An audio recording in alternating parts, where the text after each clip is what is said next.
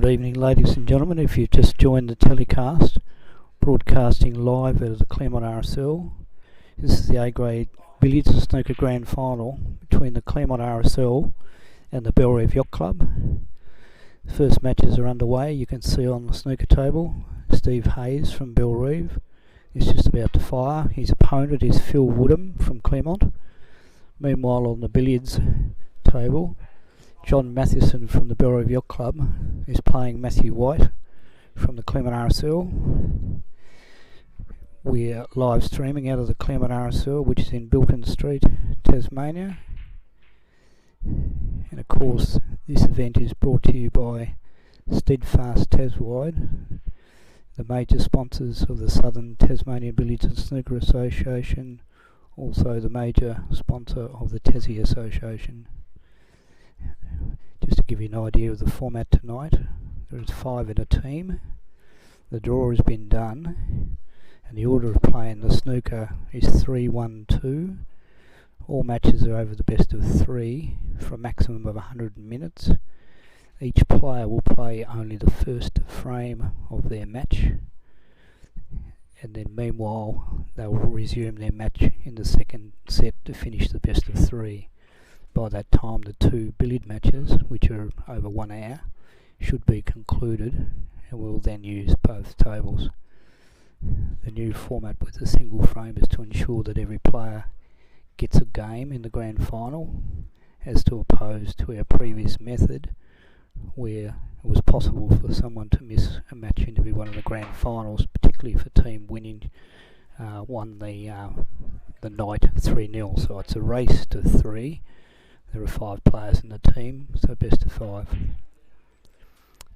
The live streaming has been very generously brought to you by Andrew Saltmarsh from Tas Q Sports. And my name is Rob Higgins, and I'll be your commentator tonight. Hopefully I'll be joined in a few guest spots by hopefully Luke Webb, Les Higgins, just to name a couple. A big cheerio to a couple of people that are watching the final, hopefully live in Hong Kong. His brother Dave, sitting at home as my partner Carroll.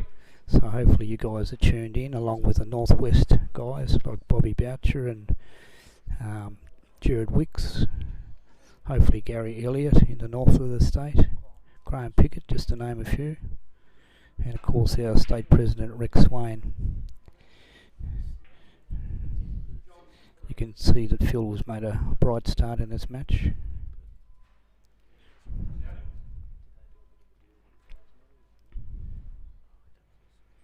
Claremont won its way into the grand final by defeating Billiards in the second semi-final here a couple of weeks ago. That match in fact came down to 2-2. 2 matches all it was, 2 frames all, and the final frame, which Les Higgins was lucky enough to get over the top of Steve Carroll. So we expect a pretty tight contest here again tonight. Crowd's a little bit skinny just at the moment, but as history will show us, it will build up as the night goes on. Of course, we're not discounting the fact that a few of the people have taken the opportunity to sit back at home and have a few frothies and watch the live stream of the final in the comfort of their own home. Our other corporate partners, of course, supporting this association are Bogues and of course the Claremont RSL club itself.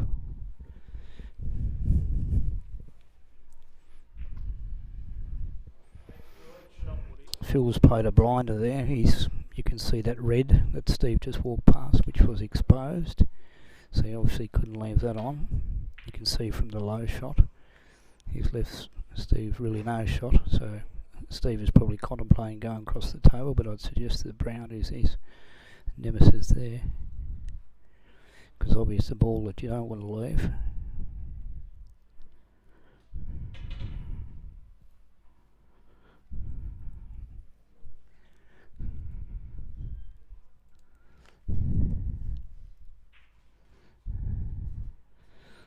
It's probably the worst shot that Steve could have played. Little unlucky. He's gone in off, so he's given Phil Woodham, or Woody as he's fondly referred to, a free swing.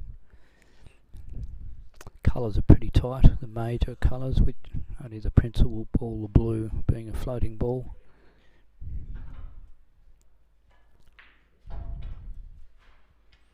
We've still played it pretty well from this camera angle. Just to give you an idea, I'm actually sitting in the room but watching the match on the television monitor, so what I'm seeing is what you see out in Cyberland.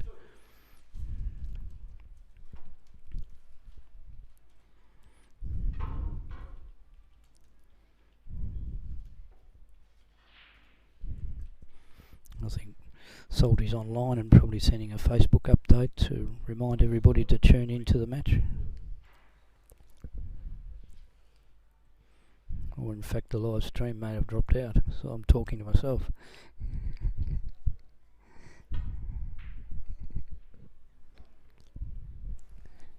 Can you see it upstairs?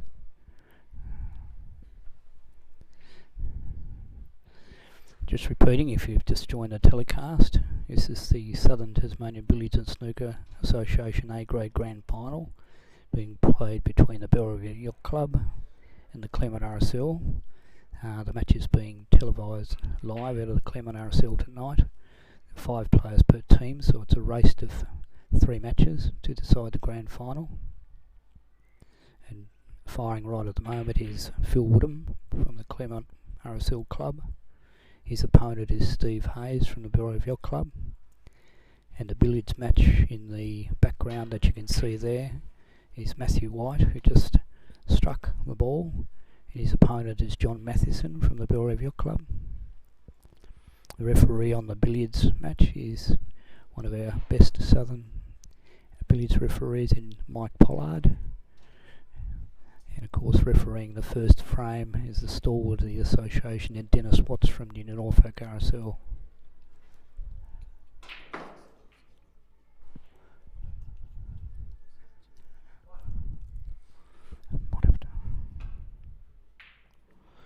I might text a few messages to a few of our friends out in cyberspace just to see if they're actually picking up the live feed and of course the commentary.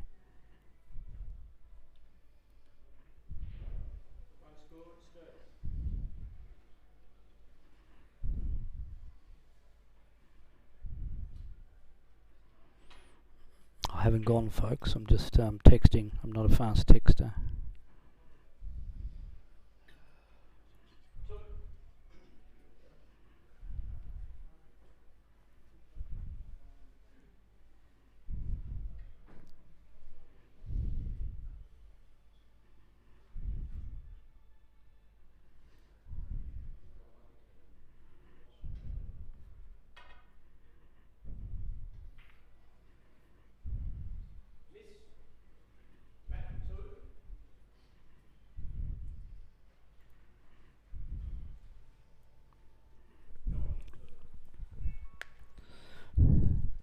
Just waiting for a bit of feedback from some of our colleagues who have hopefully tuned in. Picture quality looks good on the monitor that I'm seeing, so we've got a couple of Wi-Fi TVs in the club, so some of the patrons are taking advantage of actually watching the match, but it's probably the sound that we're a little bit concerned about.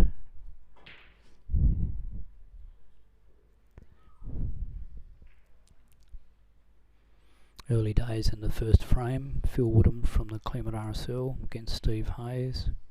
As you can see in the bottom left hand side of your screen, Phil Woodham leads 13 frames to 1.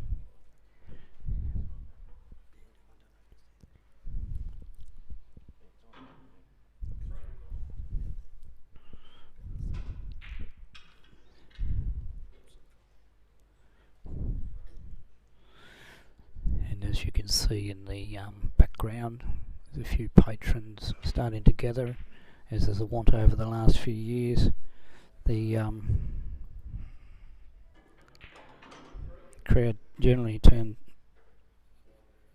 to turn up a little bit late. Just got a message from Steve Carroll, who's actually away and would have been playing in this grand final tonight, so it was a shock withdrawal from the Belrivia Yacht Club team. Steve's just sent me a message from Mooloolaba. He basically said go Bell Reef Yacht Club, of course. And unbiasedly, I'd say back to Steve, go Claremont RSL, because obviously I'm a Claremont RSL member.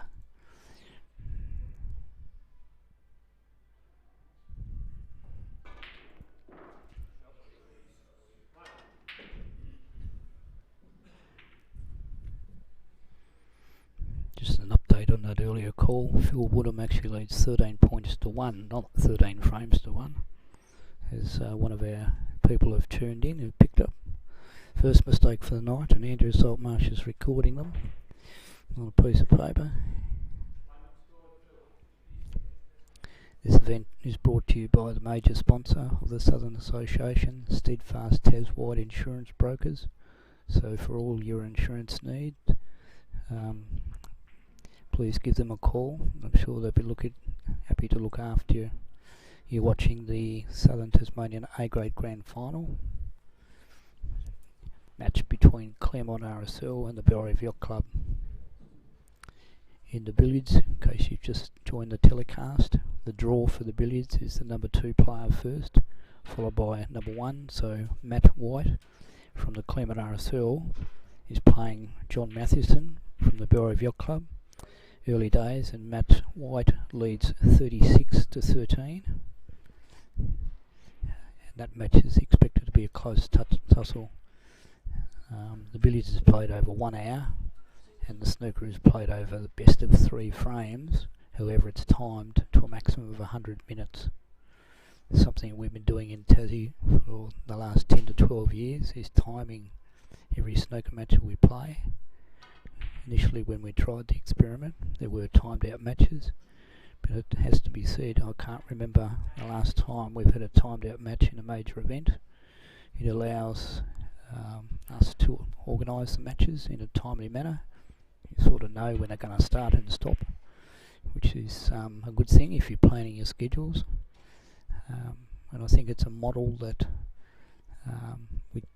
when we first tried it, we didn't really know how we would finish up, but it's fair to say it's been a roaring success. Big hello to the Silver Fox in Launceston, Gary Elliott, who's been co-comparing with me on a couple of live streaming events we've had. I picked up Gary's dulcet tones with a killer crossover 8-ball, which was another wonderful tournament held at the weekend in the Launceston Workers Club, taken out by Joel Younger from Victoria, who ran out the match 8 frames to 0. And I think the event that the Launceston guys took on a couple of years ago, and all hats off to Q Sports Tas, and particularly the 8-ball guys, it's been a raging success. And by all accounts, next year they're looking to increase the prize money and probably attract some big name players. I know the gauntlet was thrown down to a few of the guys nationally, the likes of a Matthew Bolton, to name just one player.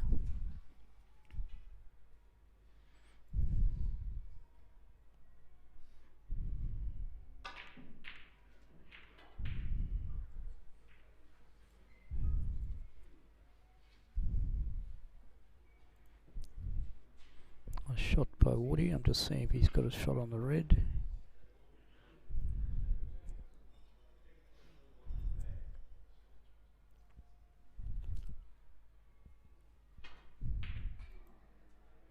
We're live streaming out of the Claremont RSL, and on the electronic snooker scoring tonight is Jason Featherstone. I think he's done the last few grand finals for us, so big effort to potentially sit through what could be 9 frames tonight. So Jason's probably thinking no, it may be an earlier night, and in the foreground, if we get a foreground shot, Peter Randall, the Southern Association president, is manning the billiards board. And I'll just give you a quick update on the billiards. Matthew White from the Claremont RSL leads John Mathewson 17, and Matt's on the table firing, so he's established a handy early lead. Next match up in the billiards should be a cracker. It features the winner and the runner-up of the Southern Association Billiards Grand Championships, and that is Steve Cowie. He took out the event in 2016 in a cliffhanger over Bob Wilson, who's his opponent here this evening, so an eagerly awaited match.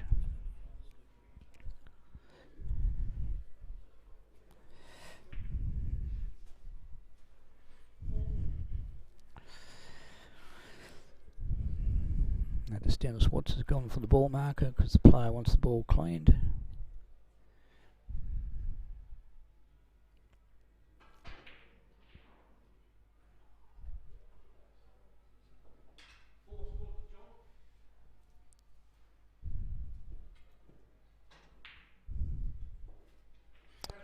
Nice shot by Steve.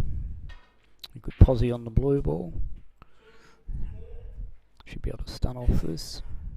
Or we might even elect to run through for that loose red. No. Stun down for it. You'll see the long camera shot in a minute, and I think he's made pretty good position.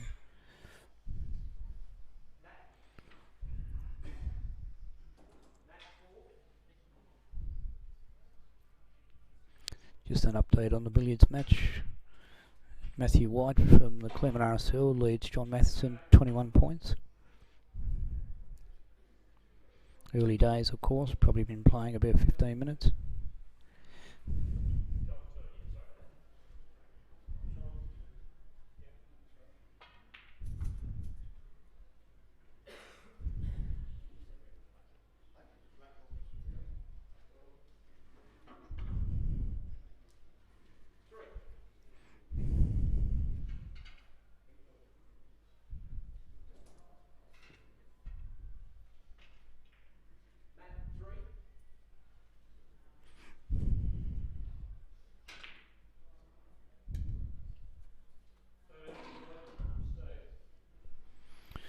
Handy 13 for Steve, just keeps Phil within striking distance.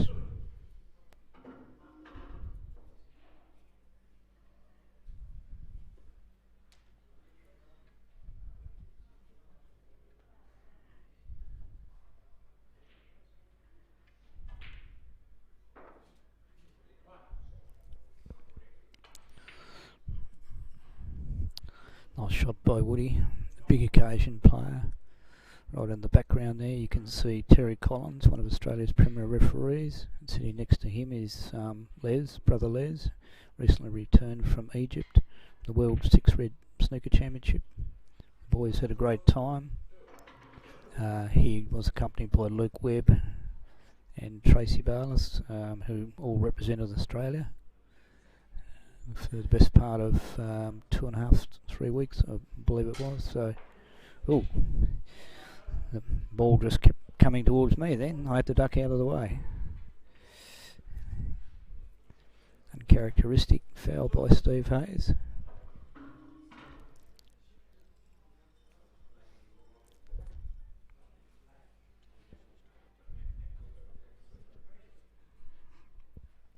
In case you've just joined the telecast late, we're televising the Southern Tasmanian Billiards and Snooker Association Grand Final. The match is being played between the reigning premiers, Belrive Yacht Club, against the Claremont RSL. Both teams played off in the grand final last year, and of course Belrive was a little bit too strong for Claremont, and obviously they'll be looking to turn the tables here tonight. Two players on the main table, the snooker table. Phil Woodham from the Claremont RSL and Steve Hayes from the Belrive Yacht Club.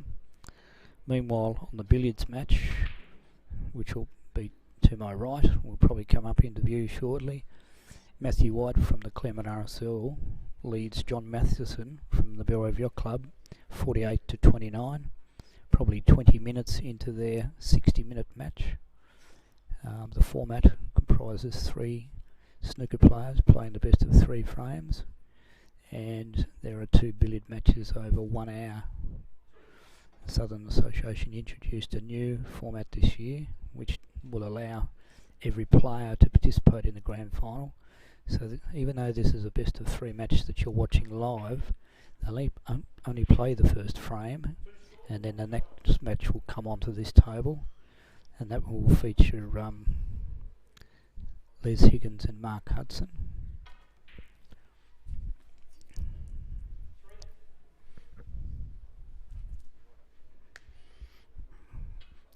So a big thank you to Q Sports Taz Q Sports, and Andrew Saltmarsh on the superb job that they've been doing with the live streaming.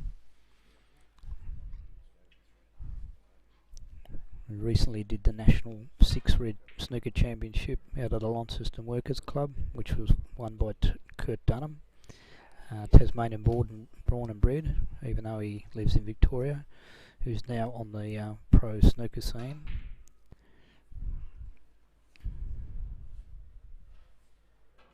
And of course, history in the making. Only a few months ago, when just turned 18, Josh Burns from the northwest coast got over the top of Graham Pickett to win a tremendous Tasmanian Billiards Championship final, which was also held at the Launceston Workers Club. I had the pleasure of being able to make a few comments along with Gary Elliott. Josh became the youngest ever winner of the State Billiards Championship, the first of his title, and I guess at the tender age of 18 he's got a real chance of setting out after the Tasmanian record of 21 titles, which is held by brother Les. However, back to the action here tonight. As you can see, Phil Woodham has a slight lead over Steve Hayes in the first frame of their best of 3 match, and in the background you can see John Mathieson from the Belrive Yacht Club lining up to play his stroke. The referee on that match is Mike Pollard, and of course the referee on the first frame in the snooker is Dennis Watts, one of the association stalwarts, who's refereeing that match. And Steve's played safety, and as is always the case, he's fluked the double, got the red, so he's nominated the green, and he'll endeavour to roll up for the snooker behind the black.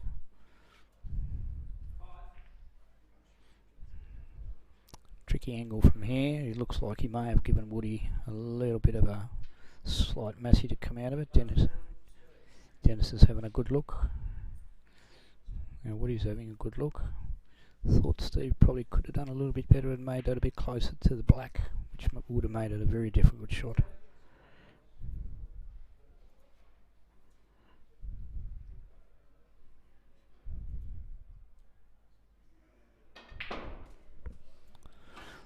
Just need to update Salty just to say that I think the sound might have disappeared. Salty? No? Just got a text message from somebody to say that they could hear the balls being clinked, but not so much me in commentary.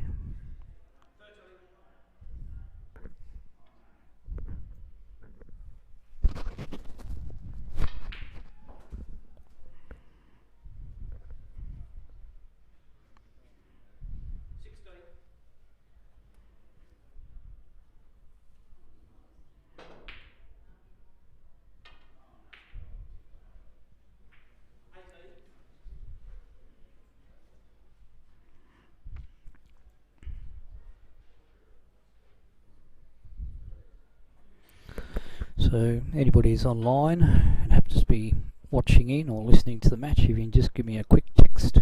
So it's Rob Higgins, just to let me know that your sound's coming through okay. I'm getting the all clear at this end that the sound is okay, but I've just got a couple of text messages from a couple of people. Might be a setting on their phone or their iPad app or whatever they're using, but well, getting the thumbs up here that the audio is coming through.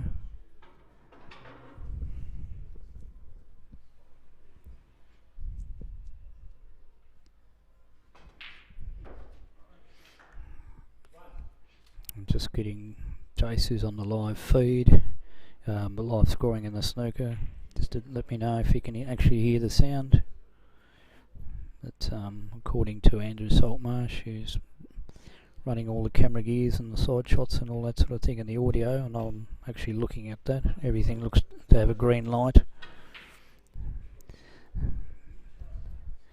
So if anybody is online, just send me a quick message to say, yep, you can hear me coming across loud and clear.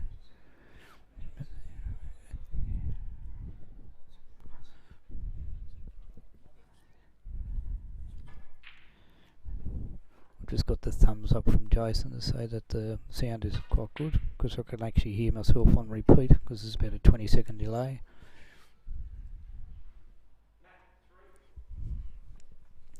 Just to update you with the billiard score. Matthew White from the Claremont RSL is leading John Mathewson 78 points to 33.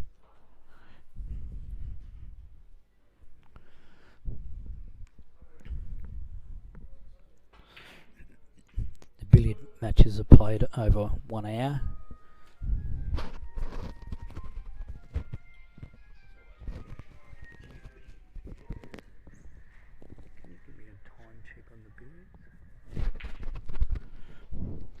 Just asked Tony Cannon from TesQ Sports to give me a time check on the billiards match, because, as I say, that lasts for 1 hour. Be handy to know. And what I might do is I might set a timer on my phone here now, so I've got an idea on how long we've got to go there. So there's 32 minutes left on the billiards match, so it will finish at 7:33. And of course, when the bell goes, it's whoever's in front, because the match is played over 1 hour. Snooker format is a best of 3, but they play for 100 minutes, so the snooker is timed, and it has been in Tasmania for about the last 10 to 12 years now. Mainly to stop slow matches, which we were having, and I think is probably a problem for administrators Australia-wide, where we get horrendously slow matches, and of course can throw all your timetables and things out the window. Just repeating, this is the grand final between the Billiards Yacht Club and the Claremont RSL, being telecast live out of the Claremont RSL Club and brought to you by our major sponsor, Steadfast Taswide Insurance Brokers, in conjunction with our other corporate partners, Bogues, maker of that great Australian brew, and of course the Claremont RSL Club itself, which is the headquarters for the Southern Association, and of course a big supporter of the Claremont players and the Southern Association.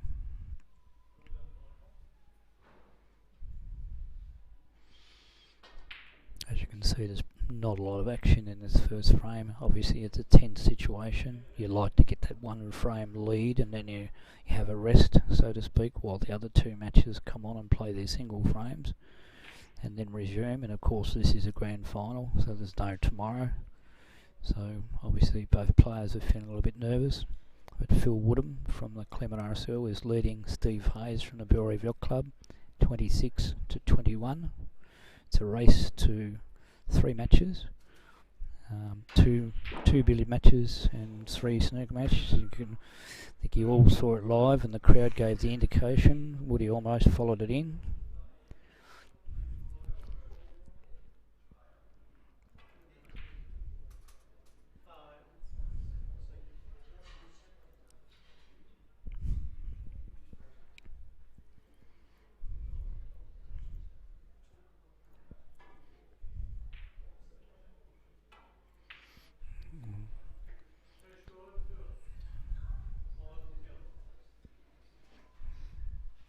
A reasonable safety by Woody, but it could have a little bit further, he could have been in trouble. I'm not saying that Steve can't cut this in, because I've got the same angle as you guys can see at home. No, he's elected to play safe, so it's going to stagger its way past the middle. Or has it?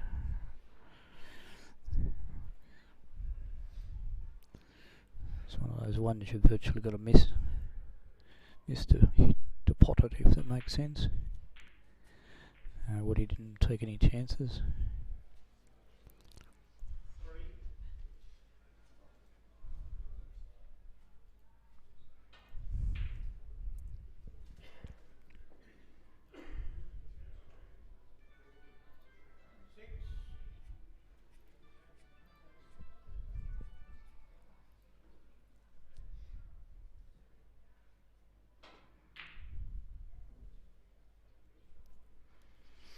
Getting a few text messages that are coming in now to say the guys can clearly hear the audio, which is good. And next week, of course, we host the A Reserve Grand Final at this very venue. We won't be live streaming that, unfortunately, but same format, 5 players per team. And that will feature Phil Dando, Ricky Watt, Chris Snare, Joel McGuinness, Pip Seymour from the Hobart Workers Rebels Club, who are going as raging hot favourites, having hardly lost a match all year. And even though they are playing Claremont RSL team, and obviously I'm a member of Claremont RSL and would dearly love them to win, it has to be said, they are definitely the devout underdogs in the Claremont Hurricanes team that they'll play, which is led by Barry Cranfield, represented by Denzel McGifford, Russ McGifford, Mike McGlynn, and Graham Lindridge, of course, one of the association stalwarts. Still, it should be a good match. Under the new format, all players will get on the table and get an opportunity to compete in the grand final, so I guess that's great.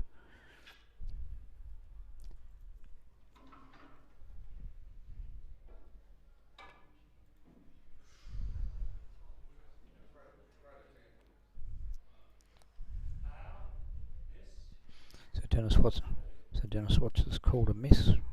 I suspect that's correct. Should have always expected players to have a sighter, so to speak. So under the foul and miss rule, a player is allowed to have the ball, all balls replaced. In this case, no balls were disturbed, so it's only the cue ball, the white ball, which is placed back.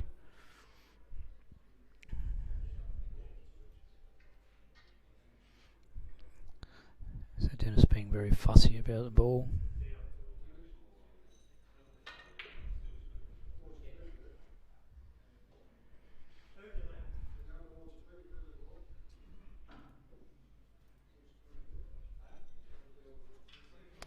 Salty could give us a replay. We can not yet.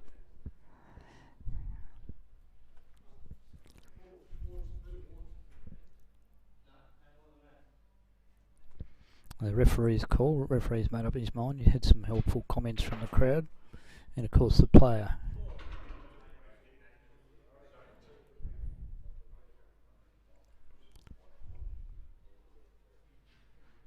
Might be desirable to just stop the clock.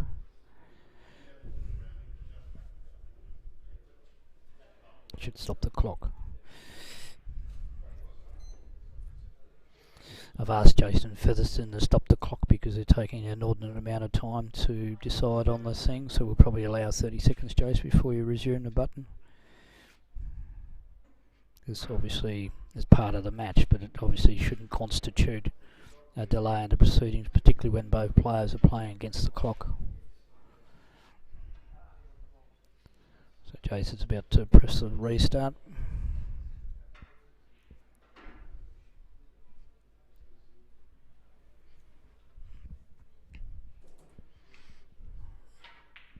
Had a few text messages from far and wide, so a number of people are watching it in all sorts of various locations in Tasmania. So scores are level with that green ball in a really low scoring frame, but the points are irrelevant at the moment. It's the win that's everything. Just a quick update on the billiards while Steve's going for this. Matthew White from the Claremont RSL was leading John Matheson 94 to 50.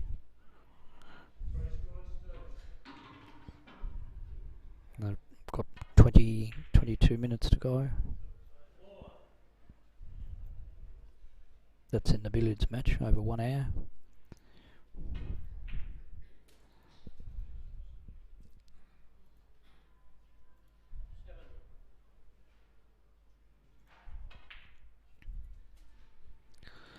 I'd like to once again thank Andrew Saltmarsh and Chris Cherry, who I haven't seen for a while, popping into the Claremont RSL. They drove from Launceston late this afternoon down through the Midlands Highway, which is enjoying extensive amount of roadworks here at about 4:15, and set up all the gear, and we were ready to rock and roll at about 6 o'clock. And the first balls were struck at approximately 6:33. a race to 3, 5 players per team. Snooker is over the best of 3 frames, timed, maximum of 100 minutes, while the 2 billiard matches are over 60 minutes.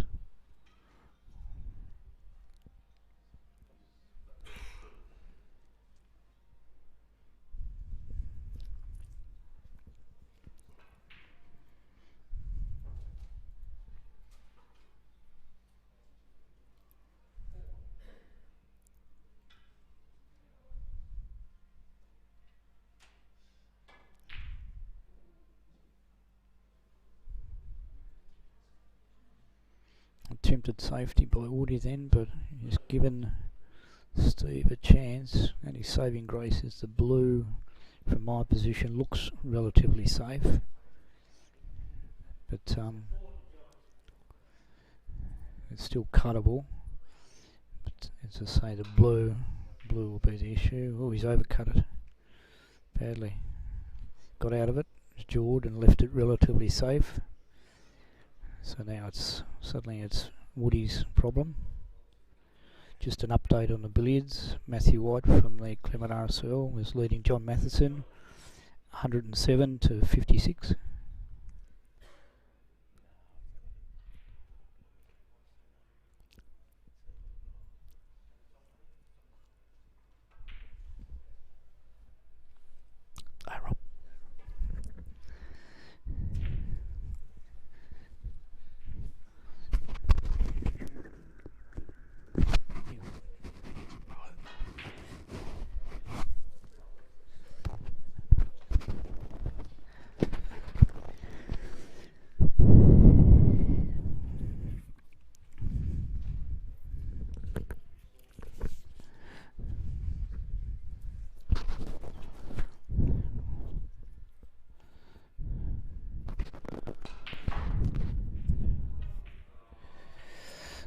Steve's overhit that. Unfortunately, it's found the foul, and of course with ball in hand and the brown to be respotted, you can just see the replay here.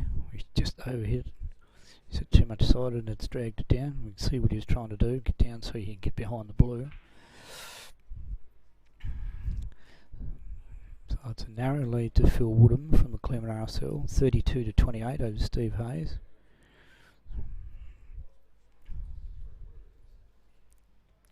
Change the context of the match a little bit.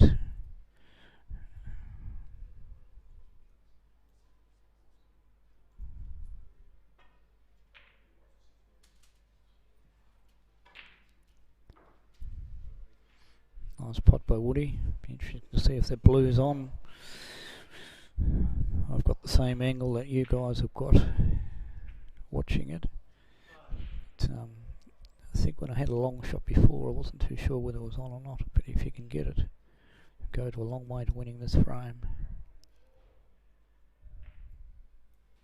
Dropped it in.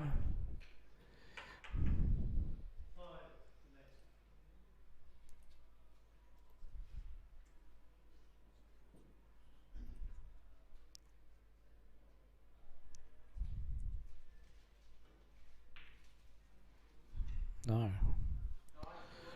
That was a frame ball. But it just means a respot if Steve's able to get both these balls, but Woody wouldn't have wanted that or gone through that pain.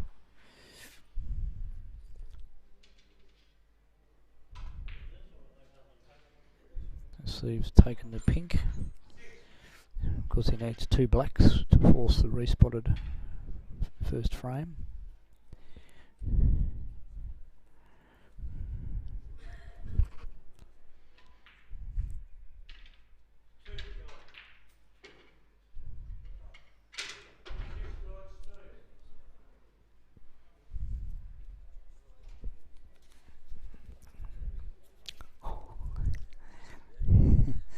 Rob McCauley's bought me the biggest beer I've ever seen in my life.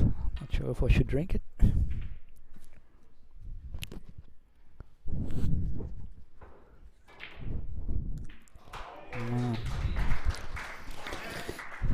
So Phil Woodham wins the first frame. Jason Featherston will give me an update on the time remaining in their 100 minutes.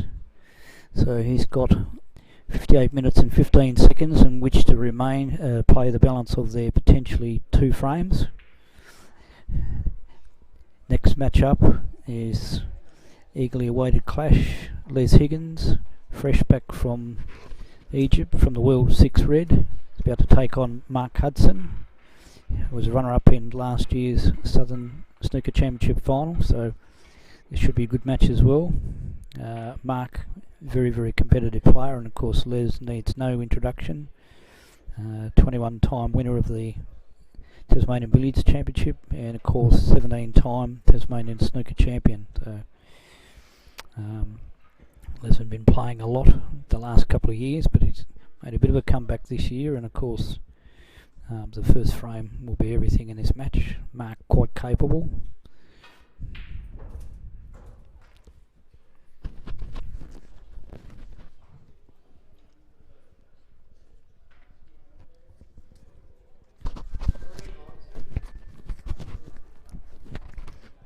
So a bit of change of referees.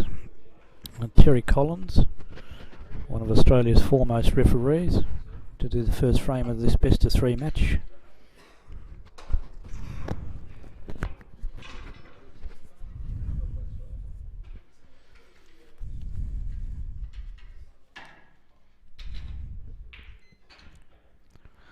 Somehow, some way, I've noticed that Tracy Barlas has managed to get her head right in the bottom left hand screen. You'll see the scoreboard, and you'll just see that Tracy Barlas's head has appeared in the view. It's nice work if you can do it. I don't know how she's managed to wangle that, but she has. I'd suggest it would be a fluke, because if she knew, I reckon she'd be gone in a flash. But, yeah, if you're just looking where that best of 3 frame sign is, and Mark Hudson, BYC, you'll see Tracy bobbing around, and of course she's up in the library, as we call it, which is upstairs, looking down from another angle.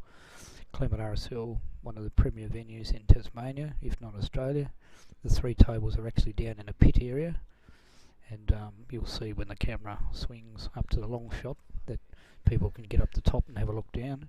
Meanwhile, a lot of the patrons are actually watching the match live on the couple of TV screens, which are also in the club, so they don't actually have to watch the table live. They can watch it the same way as what I'm doing.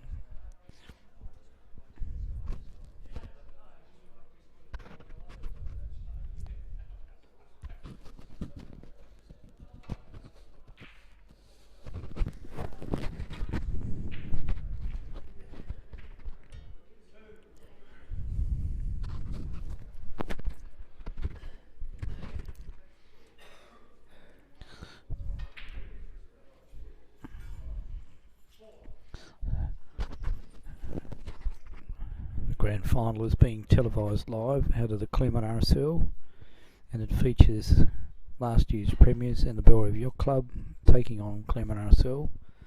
It's a race to 3 matches. Each team's got 5 players, 2 billiard players playing over 60 minutes. Meanwhile, the snooker is the best of 3 frames timed at 100 minutes. And just an update. There was approximately a 59-minute carryover from the first frame between Phil Woodham and Steve Hayes.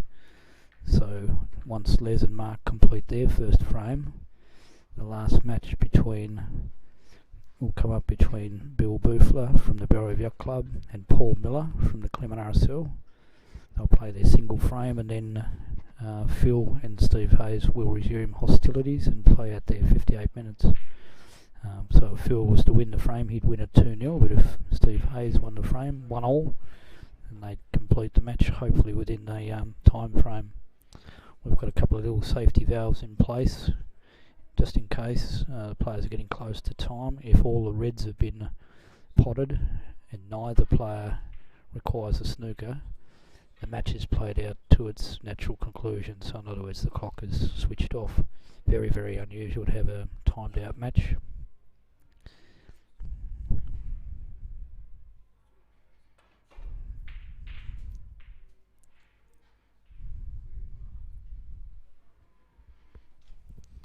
There's a bit of change of referee, and Basil Claridge is doing the latter half of the billiards match. Just an update for you. Matthew White has got a sizable lead. He's leading John Matheson 130 points to 64.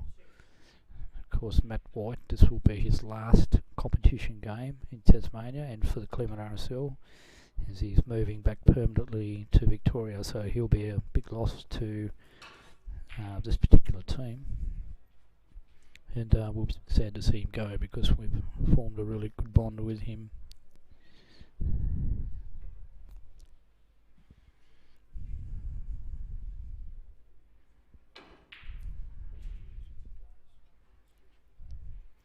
Hard to gauge the crowd tonight. You can see there's a few up the top, but we know for a fact there are a lot down in the arena as well, roughly where I'm sitting.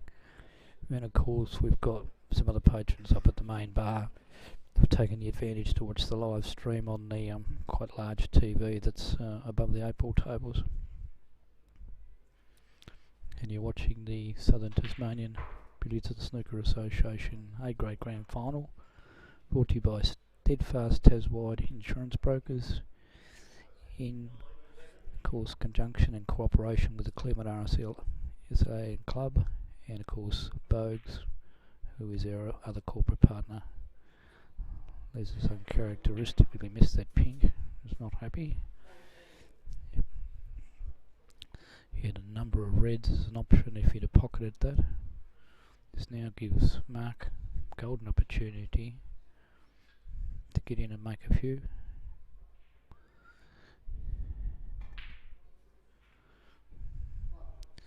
Taking that. He's looking at the black.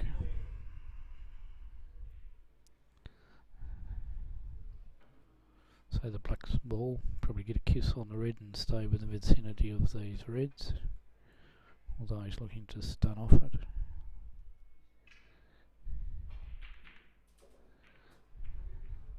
Be interesting to see if the black spots, because that will, and it will, so that's got to go to plan B. Been a little bit unlucky with that kiss.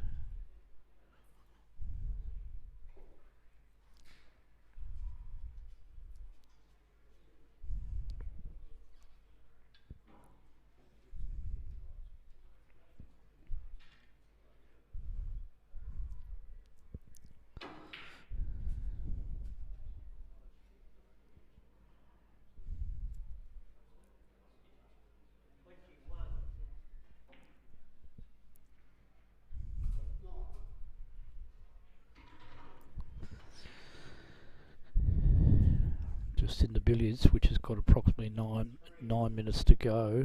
The score is Matthew White leading John Matheson 130 to 64, but John has got a mini break in the high 20s running, so he's about to close up that 70-point margin to approximately 40. But I'd suggest that he's probably left his run a little bit too late.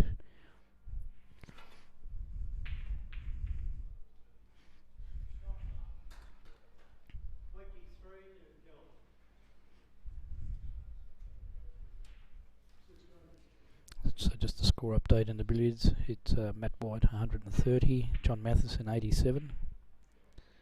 And by my math, they've probably got 8-9 minutes to play.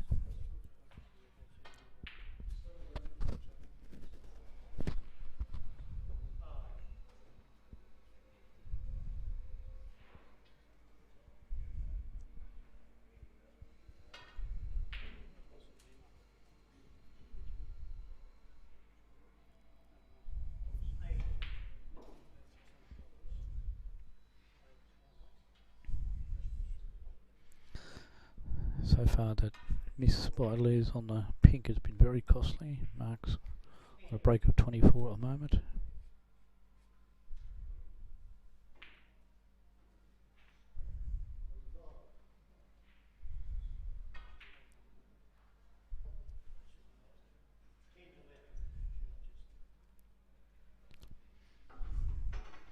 It's made excellent position, and this break is a long way from not being finished yet, because they're exposed reds. I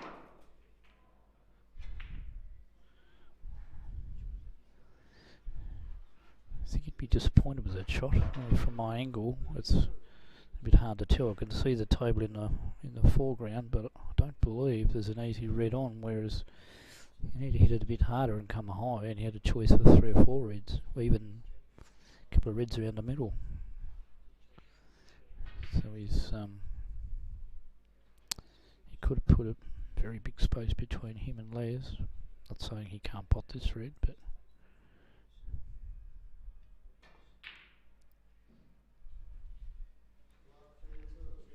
so a nice 32 break to open for Mark. We have high break awards in the grand finals, and of course the Paul Lennon MHA breakers for the high break in the snooker. And in the billiards, it's the Bill Wedd Memorial Trophy. Bill Wedd, fantastic ambassador for billiards and snooker many years ago, fortunately deceased now. And the MVP for the most valuable player in the grand final was the Norm Willis Rob Higgins Trophy, which has been going since 1981. And somebody here tonight will pick up that coveted award. First won back 1981 by the late great Shane Clark, who's obviously deceased as well. Very sad loss to our Southern Association, very young age of 32.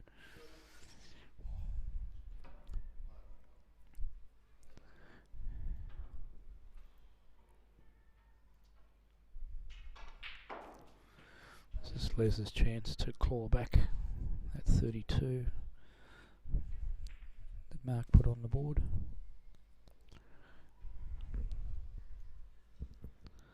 So with approximately 6 minutes to play in the billiards, Matthew White leads 140 to 87. And what a great victory that would be for Matt and his swan song to Tasmanian Billiards and Snooker. This is his last match tonight. In fact, I think he's on the boat in the next few days, and the timing of this grand final couldn't have been better, because a week or so later and he would have missed it. And Matt just there in the purple vest, just stepping back from the table, and John, you can see, just getting down to play the shot. John Mathewson from the Belrive Yacht Club.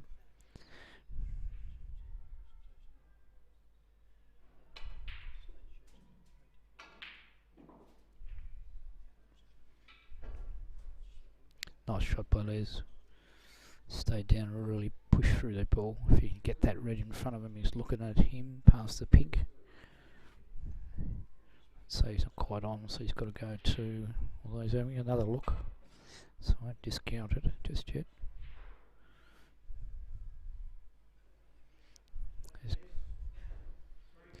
He's got to opt for this one in the middle, which was his least preferred option, obviously, and then hopefully run through for the brown. Come off it okay. Just makes the brown a bit touch more difficult, but very gettable for a player of his standard. Of course, holds the state residential record of 130 clearance, all balls potted, and a high break in billiards of 249, also the state residential record. I think he contemplated taking on the pink there for a minute, and he's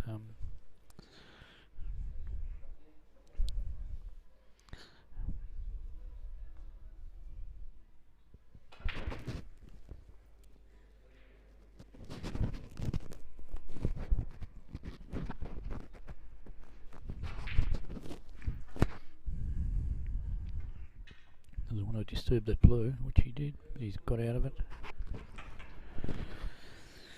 He's given Mark another really good opportunity again.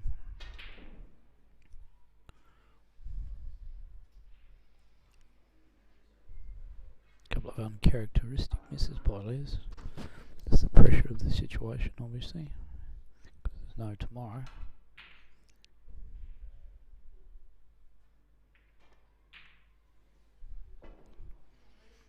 Oh, Mark will rue that. I don't think you give a player of Les's calibre too many chances.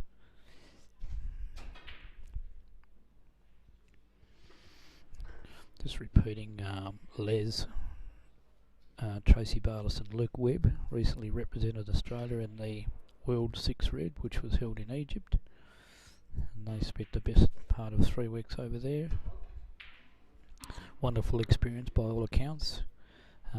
They played reasonably well given the quality of the opposition. They were involved in a number of events, the singles, the teams, doubles. It was a great event for Luke Webb, just the experience factor alone.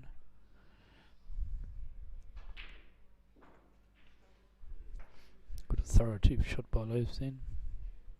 Probably needs the rest, that's the only downside of this shot. Would like to come off a little bit straighter.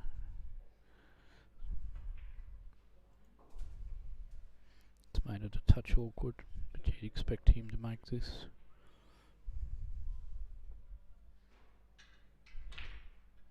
Stuns across nicely for the black, probably made a bit straight. So if you're looking to get up here for this red that's floating around the middle, I'd say his currency may be forced to take the pink if he wants to continue on with the break, because obviously the pink is the ball for the next red. Black just too straight.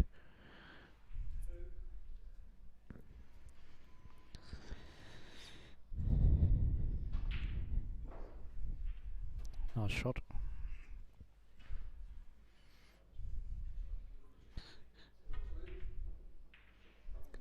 Positive shot, and as you can see the scoreboard's tightened up now. Mark leading, was leading, he now trails. There's 14 points in the break, score of 38 to Mark Hudson and Billiards Yacht Club 32. This break is probably not quite over just yet. Spoke too soon, hope I didn't put the mocker on him. So Les Higgins from the Claremont RSL leads in the best of 3 frames match against Mark Hudson from the Billiards Yacht Club, 38-32.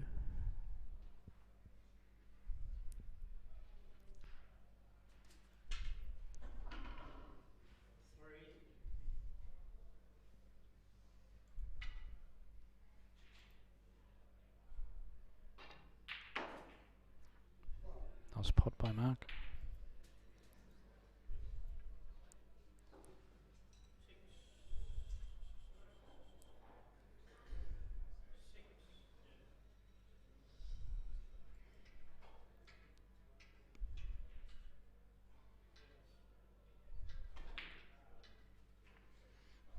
Take any chances there, Mark. He just rolled the black in.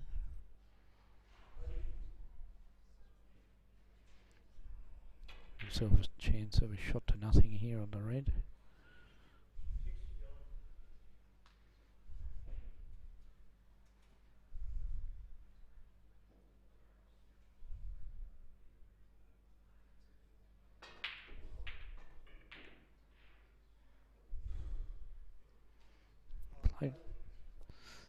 Played it pretty well. Played it very well. So Mark Hudson leads 40-38, and Billiards has just concluded. First game of the night. Matthew White from the Claremont RSL has defeated John Matheson 154-98. Matt's last competition game in Tasmania. Heads off to Victoria. So we'll be sad to see Matt go, but he's finished on a very, very high note.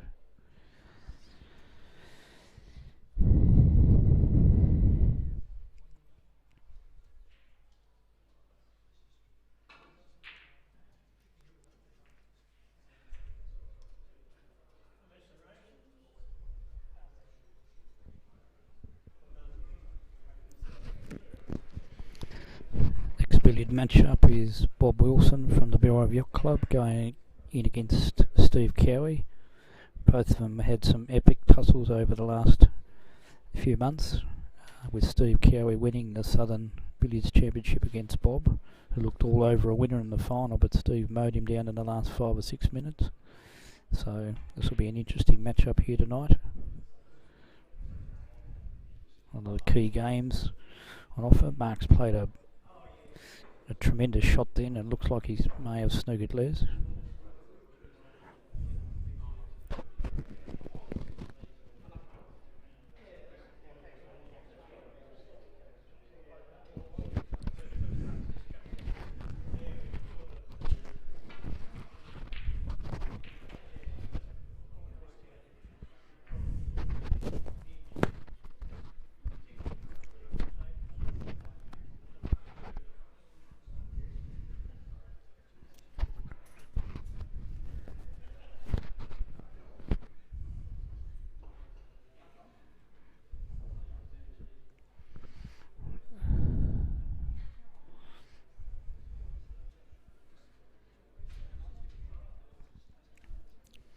Just in case you've joined the telecast late, Billiards Yacht Club, reigning premiers, are playing Claremont RSL.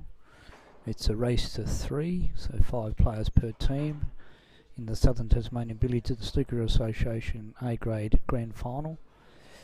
Brought to you by the major sponsor, Steadfast Taswide Insurance Brokers. The match being telecast live or live streamed out of the Claremont RSL.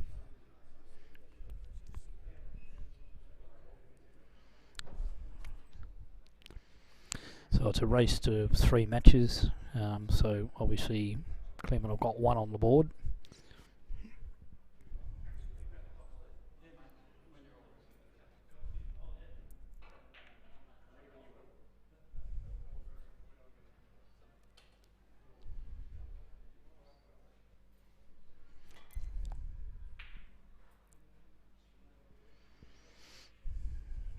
Mark's got a great opportunity here. There's a red hanging out, so let's just give him every opportunity.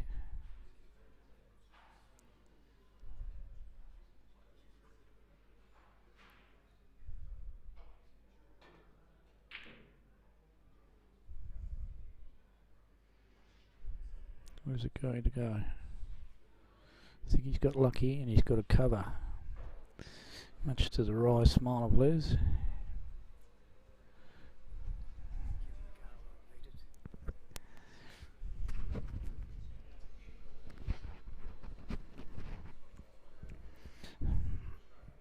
Got to once again thank Q Sports Tas 8 Ball for the generous use of their camera equipment, and of course Andrew Saltmarsh, Chris Cherry making the long drive from Launceston down to Hobart, do the live streaming. Been a big weekend for Salty. Live streamed the Killer Crossover 8 Ball event, which was a great success once again, held at Launceston over the weekend, taken out by Joel Younger from Victoria, 8 frames to 0, and all indications are it's full steam ahead in 2017 for a bigger and better event.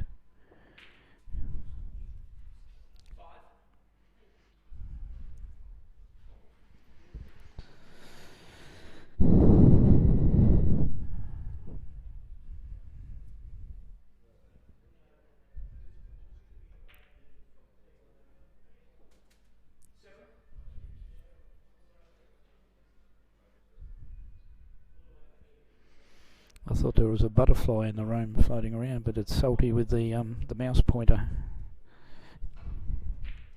Thought I was seeing things there for a minute.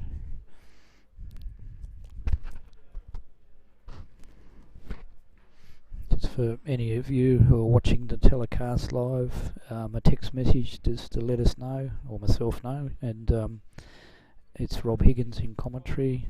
Just drop me a line that you're getting the audio and the visual feed okay.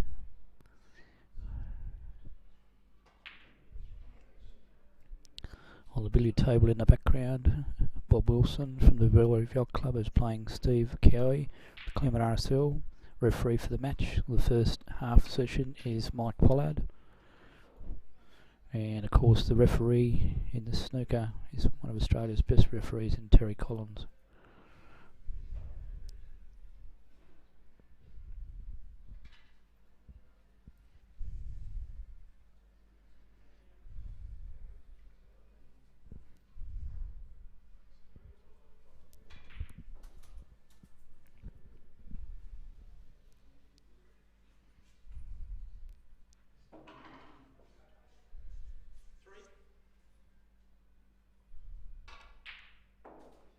Nice pot by Les, nice angle for the pink.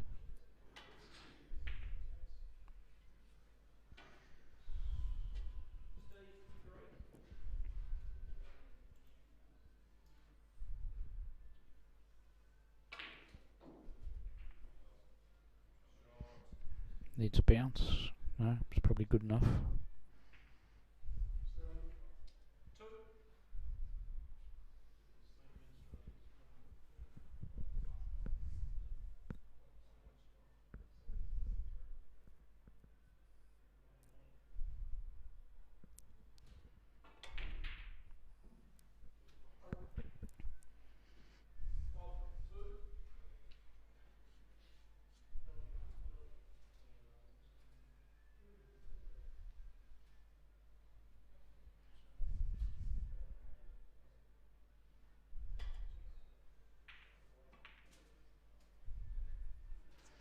deft shot by Les.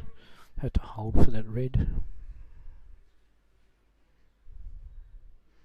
9-point lead. 1 red remaining.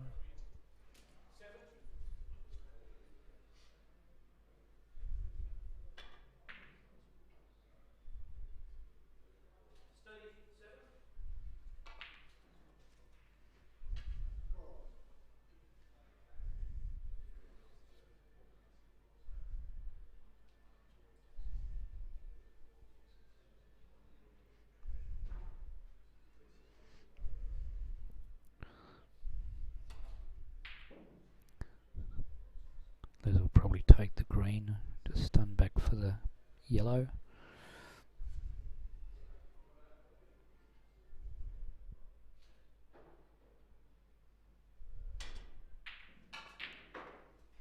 Great shot.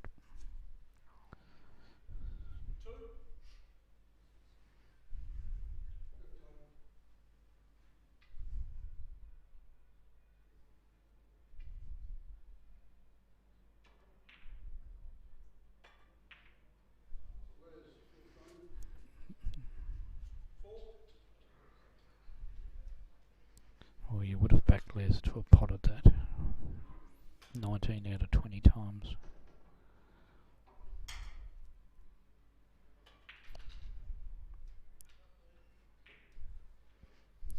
Is that a message from Craig Douglas, Pat Malloy, so a couple of other guys that have joined the telecast.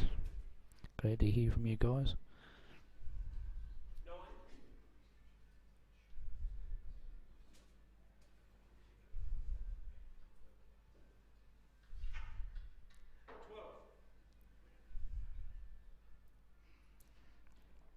Gospel Yacht Club without one of their main great players in Steve Carroll. Unfortunately, the timing of this event had a holiday booked that he couldn't get out of.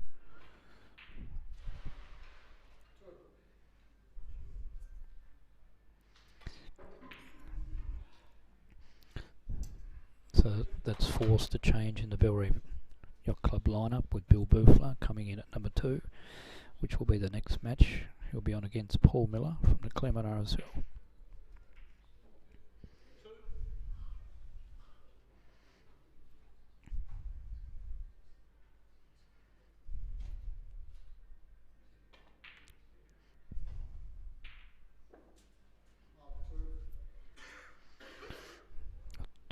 Tony Cannon has taken a few photos tonight for our Facebook page.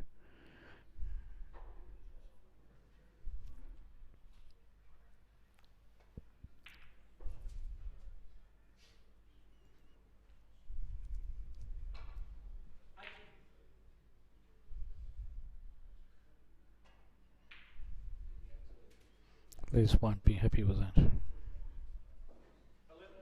Keeps opening the door for Mark. I'm right behind the shot in the distance, and it's your angle. It looks like it's got an angle, but it's quite straight actually, the green.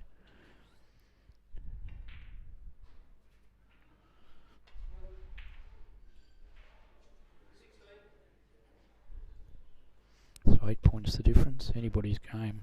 This brown is everything.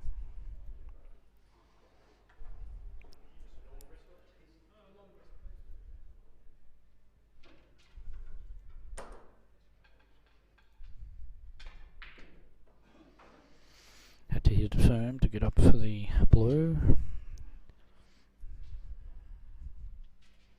So let's set a quick check of the score. It's 8 points in front. Of course, needs brown and blue.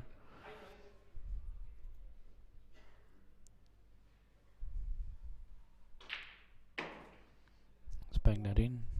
So the blue effectively becomes the black.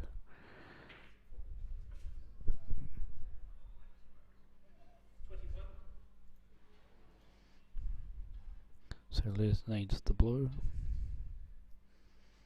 Of course, if he gets it, then Mark will require snookers.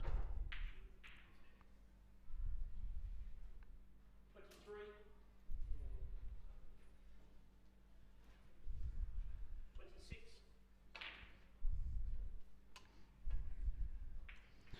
Again, Les's missed one that he would normally swallow. So the score is 57 to 45. So Mark needs the 3 balls. Les still requires 1. He would have been happy to have got the blue.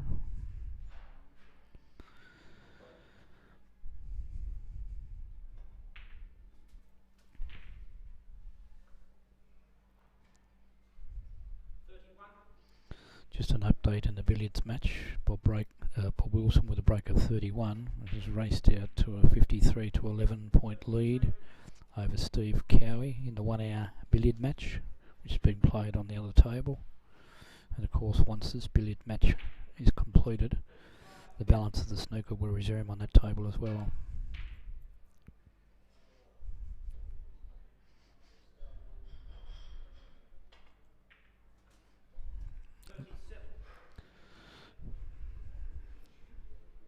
I think Les has left the blue on from what I can see.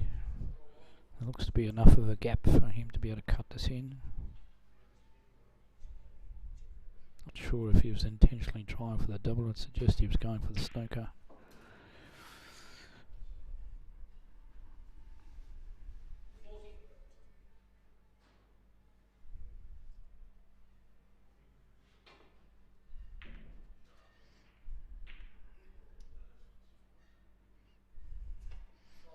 Almost got very, very lucky there. Nice pot on the blue. What does he do with the pink?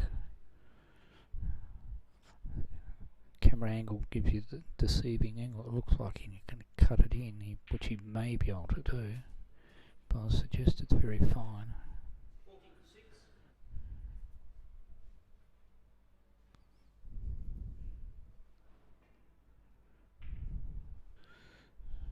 Played the percentages.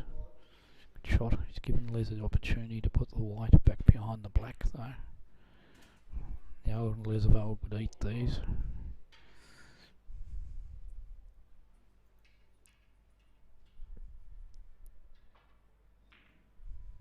Hit it too hard.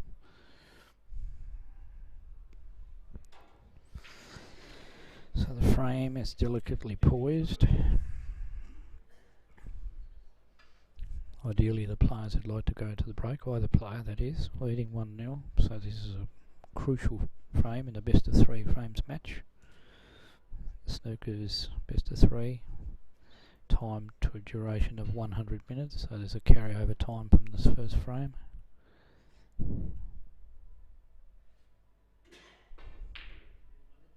Played it pretty well, I'd say. A few nervous moments for Les then.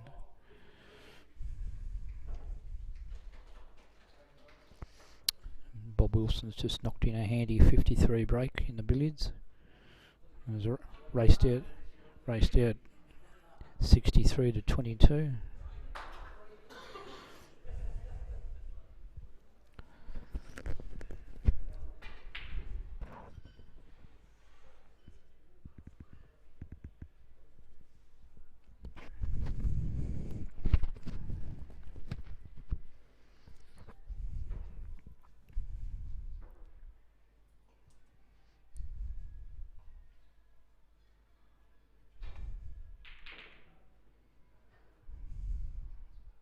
He may have got out of this one. Very lucky.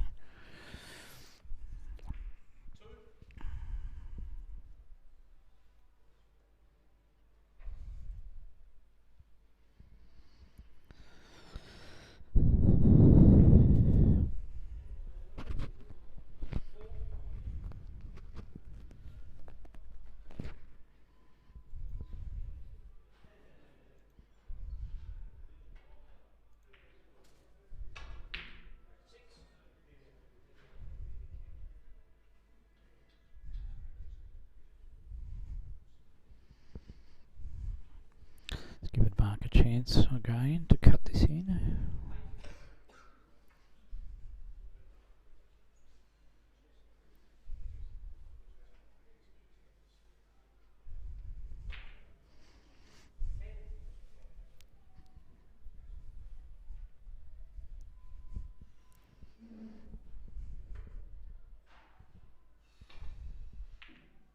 Oh, he's overcut it.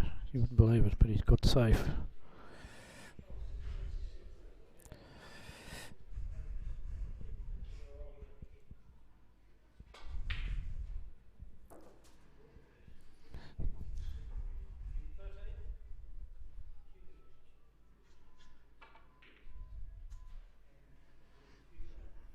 Well shot by Lewis. I don't think it's a snooker, but it's certainly great safety.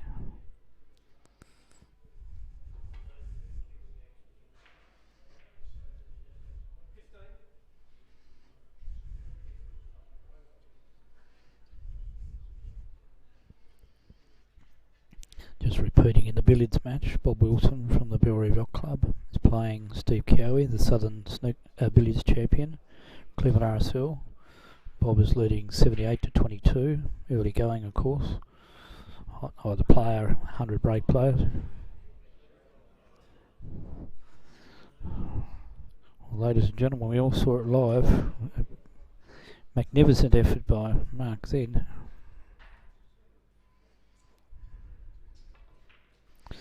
So Les wins the first frame. Jace will give me a carryover time. So at the end of the first frame, there's 1 hour, 4 minutes and 7 seconds left of their best of 3 frames match. And as soon as Les is done his packing up, I'll get him to come over and do a little bit of live commentary. I'm sure he'd be pretty pleased to get that first frame out of the way.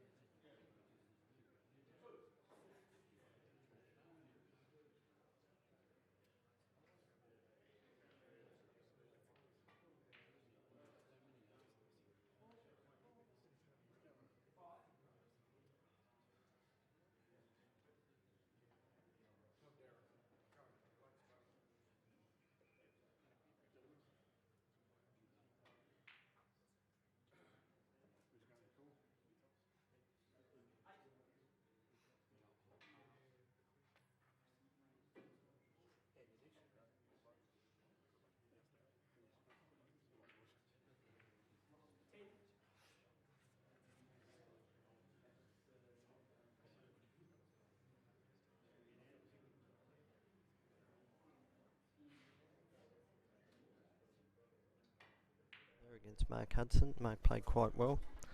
Had my opportunities early in the game, but I found the table a little bit slow, so we were both overhitting. That last shot that Mark played, there was no way, and he confirmed after the match that he wasn't trying to nick that in along the rail. He was just trying to hit it thick, but just must have played unintentional side. Anyhow, back to the games. Bill Boffler from BYC is playing Paul Miller from Claremont RSL. Both pretty dour stayers in this sort of event. Shame not to see Steve Carroll here. He's got a team named after himself, but I understand that he's on his 40th honeymoon anniversary with wife Marie. We wish you all the best, mate. Shame you couldn't be here.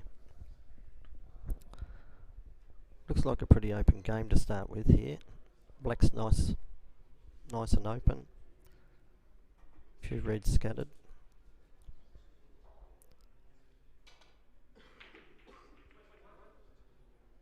Bill's just tried to put the black safe there by the looks of it, and just about got a snooker behind the blue. Hello to all the listeners. This is the first time that we've done this for the Southern Snooker Teams event. Rob's probably already been through that. We thank our sponsors, Steadfast Taswide, Port Out Higgins Saunders Insurance Brokers from up in Burnie. Hello to brother Dave from Hong Kong and his wife Jessica, who are no doubt looking on. And to all of our good followers. We've got a good little crowd here tonight.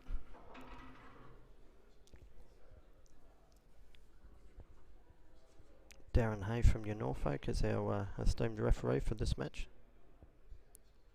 You can see Tony Cannon with the camera there.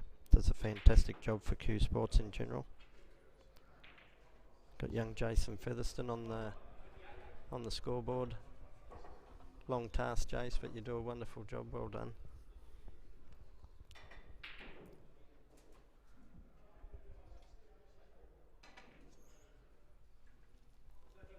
Bill's got out of that one. He's tried to nick the red along the rail, but it's turned out a very good safety shot. He leaves Paul a chance just to clip off these side reds and send the white back up the table. Probably be looking to get in behind the yellow.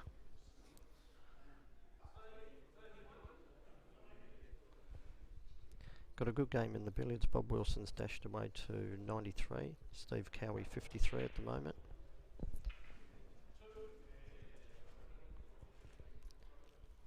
Good attempt there by Paul, just over nicked it.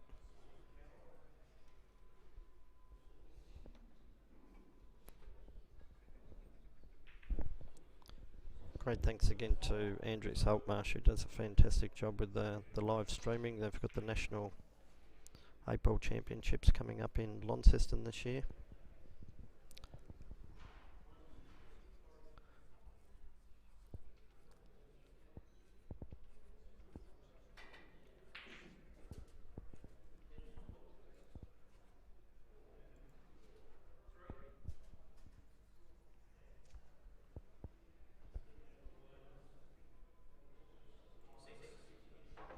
Jace, I think we should live stream all the time. This is the quietest I've ever heard the crowd. Maybe that's because I'm on the mic here.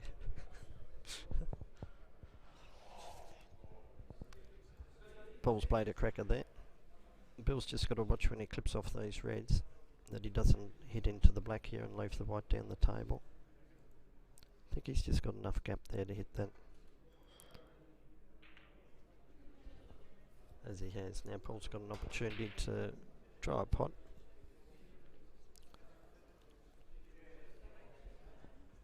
The only thing is the one he's looking at here, great camera angle there, Soldy. Unless he does a bit of work with the white ball, it's going straight into the pack.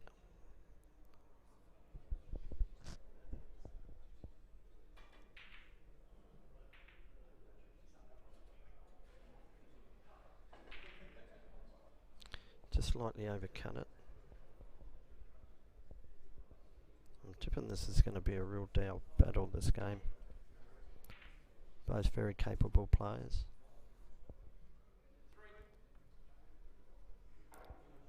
Bill has, of course, come in to replace Steve Carroll, who kept it very quiet that he was going away, I might add. We thought he might have been playing billiards tonight, not to be.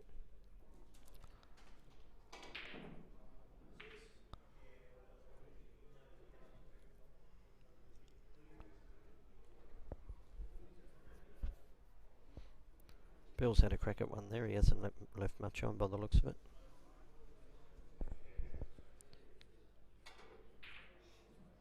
The balls are in an awkward position here too with the black. It's fairly safe. The pink doesn't look like it goes in either pockets. So to get colours you're really going to have to earn them here unless you can get on the black.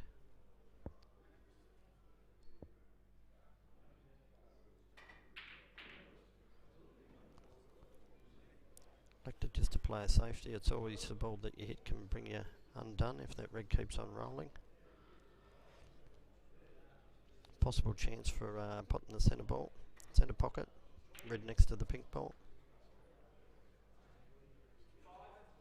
And up in the far left is Terry Collins, one of our greatest referees for not only southern Tasmania and Tasmania, but also Australia.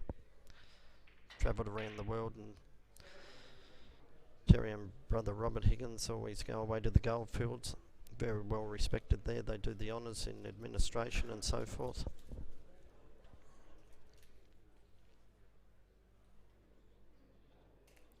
Paul's just playing safety here. He's going to clip off the red. He's put the pressure right on Bill here. I just need one opportunity to get that black probably back down on its spot. Pink may be an opportunity for the centre pocket if they put one.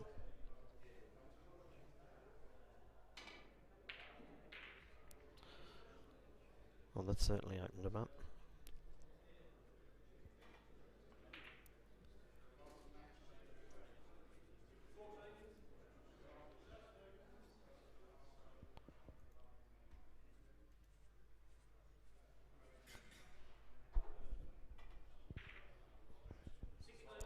Paul's a real thinker of the game, as he is in April. Doesn't like to rush his shots, takes his time.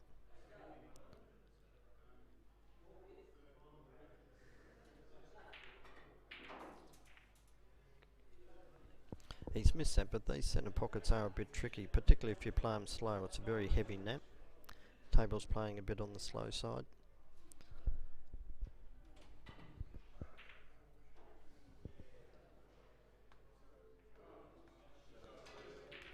Certainly looks like there's more than 15 reds on the table there at the moment.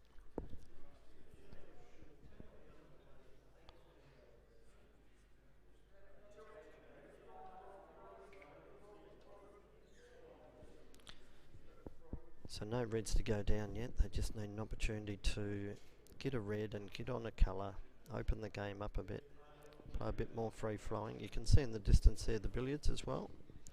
Steve Cowie's at the table. He's the Southern Tasmanian Snooker champion. He's won that the last couple of years. Beat Bob Wilson in a cliffhanger here not so long ago.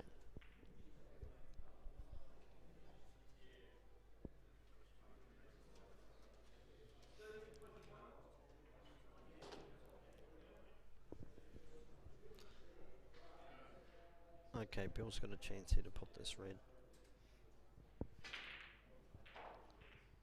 It's just both players playing a bit nervy at the moment. Quite rightly so, there's a lot of pressure out there. It's easy to come in and play your flash shots and so forth when you're playing for yourself, but when you're playing for a team it's a totally different game. A lot more pressure involved.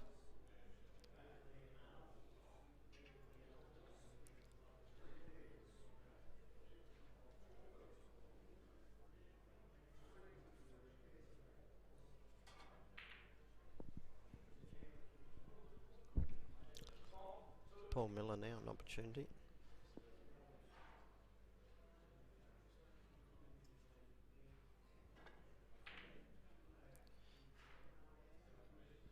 Now that may be a lesson in technique there. Paul jumped all over that shot. In this game, the technique is so crucial. It's like a golf swing. You've got to stay down, follow through, push your cue dead straight. Try to get down over the cue as best as you can.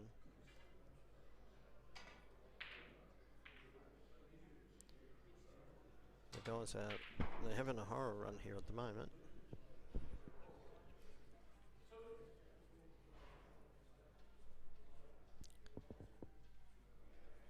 How long have they been playing, James? Okay, 10 minutes and still a red to go down.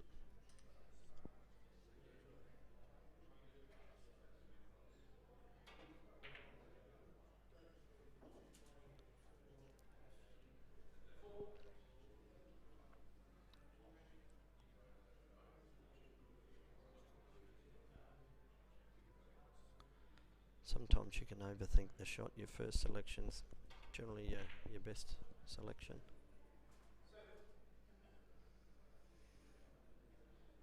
It's got to be confident on the shot.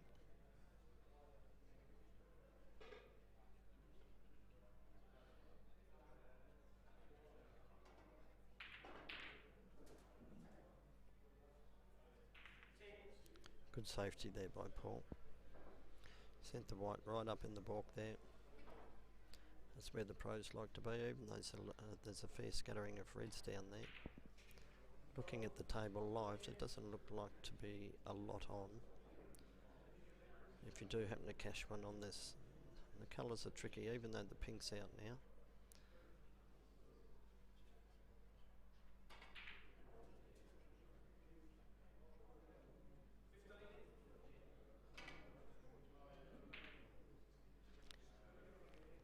Well, I think Bill tried to clip off those balls and send the white back up the table. He's hit it too thin and come up the back of that red.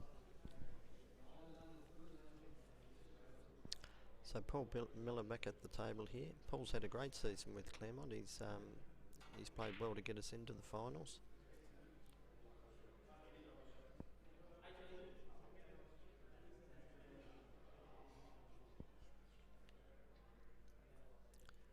Tricky little shot there. She's going straight into the other reds if he's trying to cut this in. Misread that. He's played safety. It's turned out a good shot. He's blocked the red up near the yellow.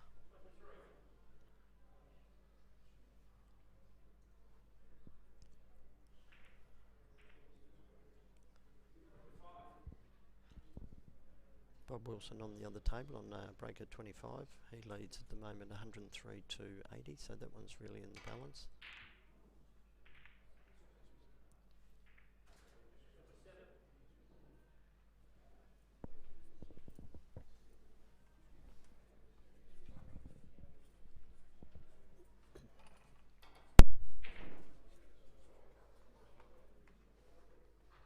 Opportunity here for Paul just to send that red down the table and leave the white as close or in behind the yellow ball.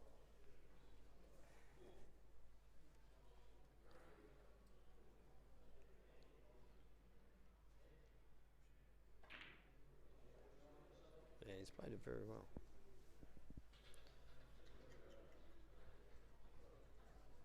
So Bill's under enormous pressure here to get that white ball back up the table. I think the pink may be in the way. To skin pass there. Just knock the black a bit safer.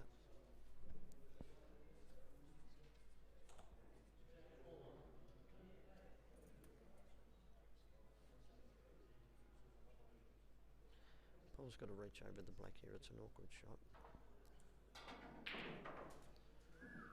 Red definitely goes.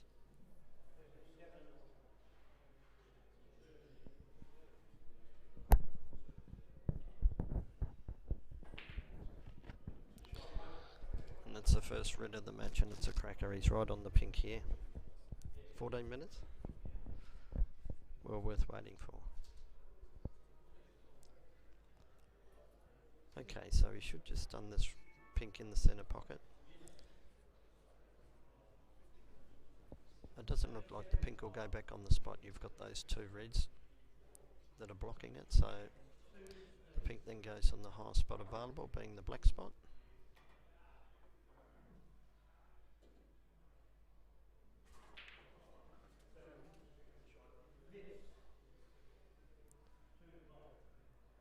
It's pretty tight. So the pink goes on the black spot here, which is a good thing. It just opens the game right up now. It's a shame he didn't come back just a little bit further where those two reds are, where the pink spots. He would have had the red back down onto the pink. He certainly got that red in the centre, but there's not a lot of colours on offer.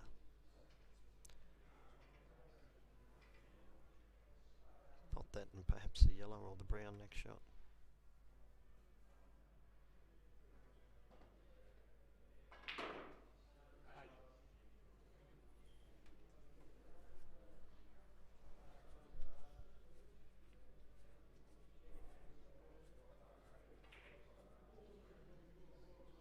Great opening game with Steve Hayes, and Phil Woodham came right down to the wire, the black ball game.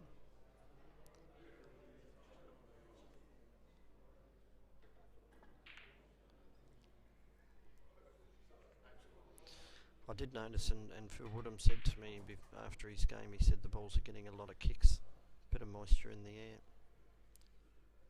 The white's picking up a lot of chalk as well, the cue ball. Bill's in a bit of a struggle here at the moment. Not sure if that red goes past the green. I'd say not.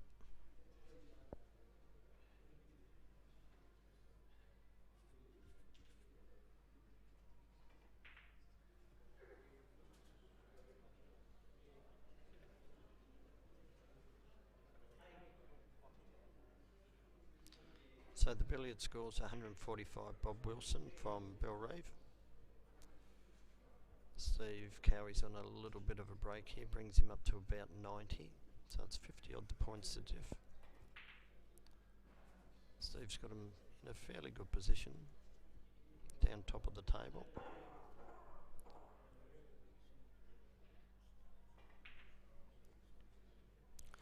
He's missed a regulation half bowling off.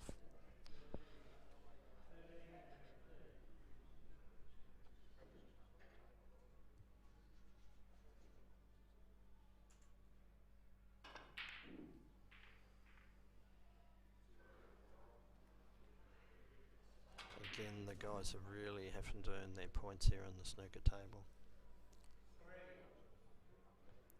Because the table's playing a bit slow, they do have to overhit them.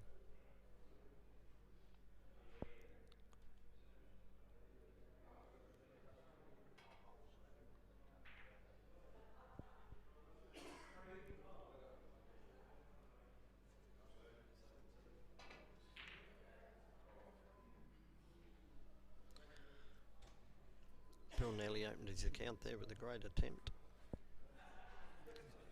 Gives Paul an opportunity to run through that red snooker behind the green ball.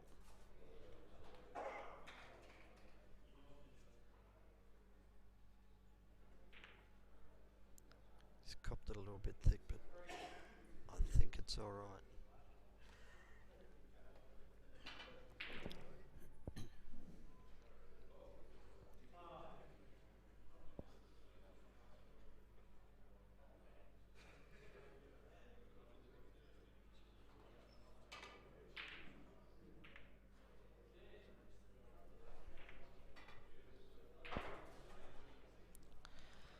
Now back over on the billiard table here, Steve Cowie's got 8 to go, so he's starting to close the gap.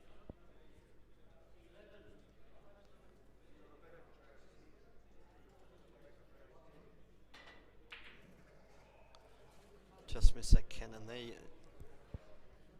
I think he tried to stun it over instead of just playing a lot of top, which makes the ball arc off more for the cannon. Bob Wilson back to the table. Paul Miller on the snooker table. Again, Paul's jumped all over it. You got to stay down, mate.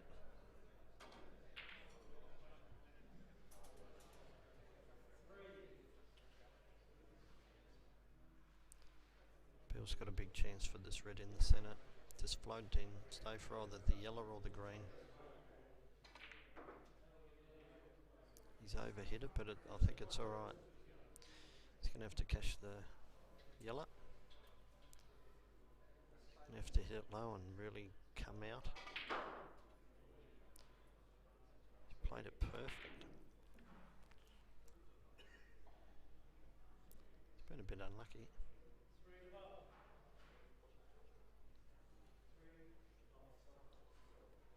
So billiard scores 148 Bob Wilson, Bill Reeve. Playing 106 Steve Cowie, Claremont. Steve's at the table. He's on 2. Got him into a good position.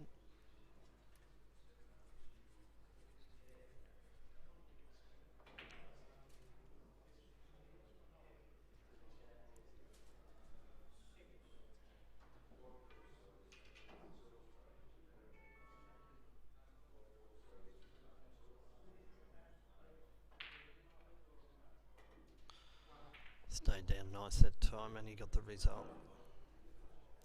Blue ball centre pocket, he's got those 2 reds with the pink spots.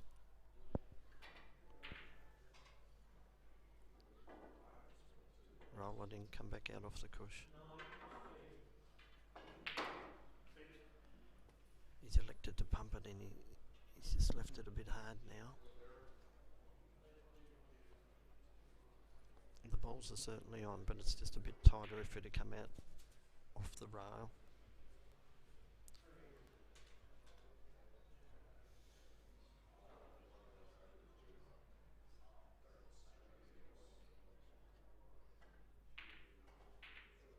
Cued it very well. Perfect shot. So it looks like a bit of an angle here where Paul can pot the pink and get into those reds, disturb them, open them up a bit.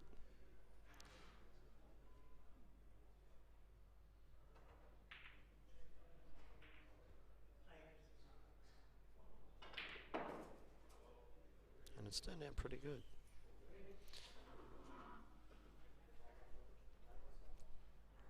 I think he's looking at the wrong red. He needs to pot the red along this rail. That's right. Looks like a natural rolling shot.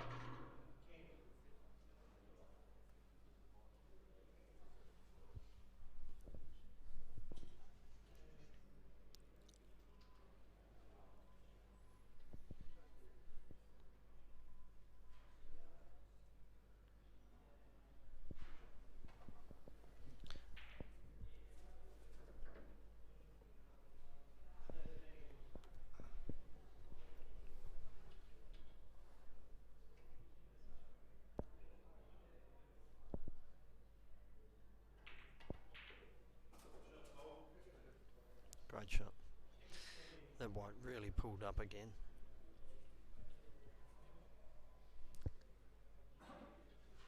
$77, is it? 77 minutes, is that right? They've been playing 23 minutes. Okay. So the game's been going for 23 minutes. First frame.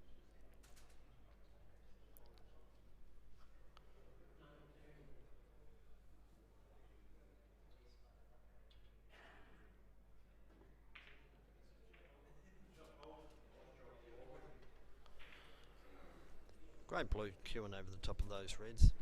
Always hard, particularly when you're under pressure. On a mini break here, 19 to go.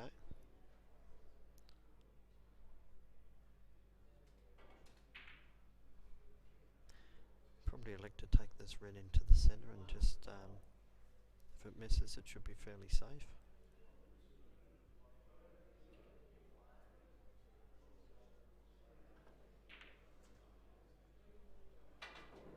Beautiful shot.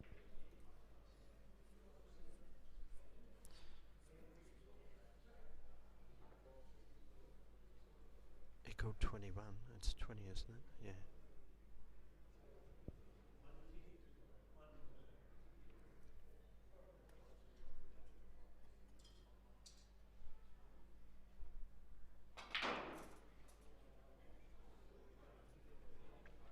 Yeah, definitely 20 to go here.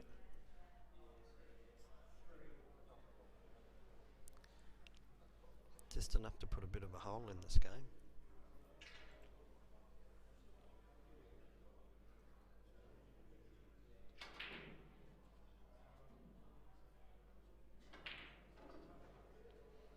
Yeah, jumped all over that, but a good break. Makes him 28. Paul Miller.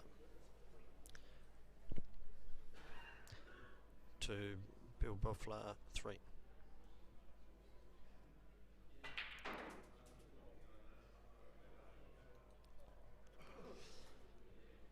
Bill's got those two reds back where the pink is there to clip off and play safe, but I think he'd be taking the one near the black. Gives him an opportunity to get the black out. Would have been nice if it would have just clipped that black out. He needs it out to score points here now. Mind you, it's a good little shot.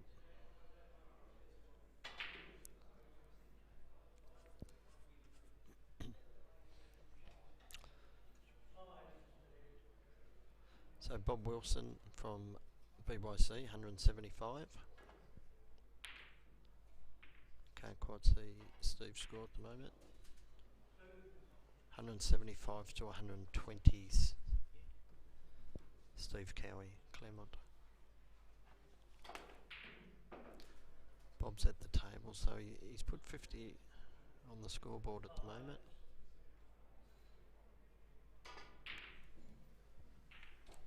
And he's lost the opponent's white, so he's just playing with the red at the moment.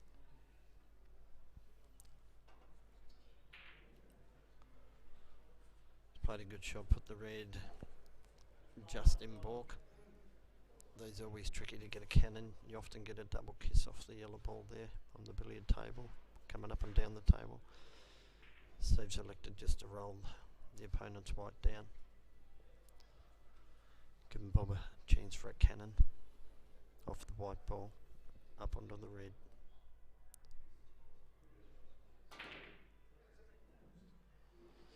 Been a bit unlucky.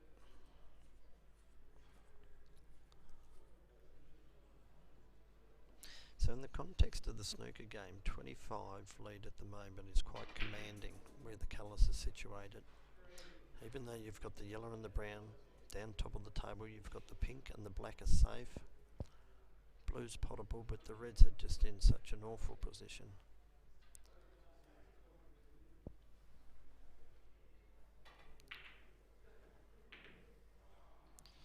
That's all he had to do.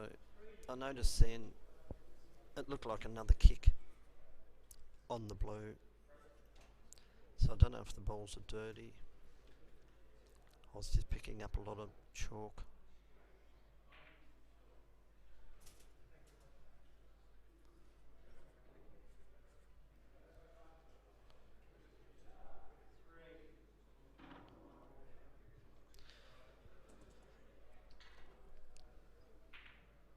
So Billiards, Bob Wilson 138 for Bill Reeve, Steve Cowie 123, Bob at the table.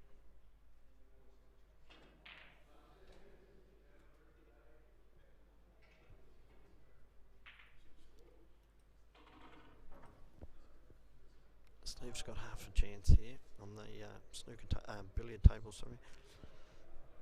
He must pot this red.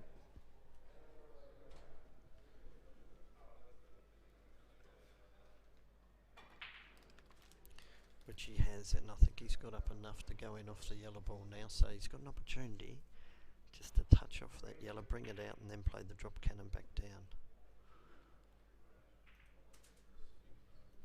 Just hasn't quite come out enough. Still should get the cannon. That was his only danger. He didn't hit the yellow ball out enough.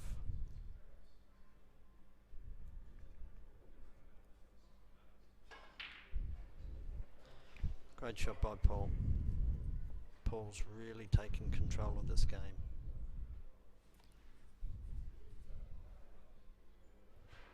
Nice blue into the centre here, just screw back a bit. Wants to come back further than where he is.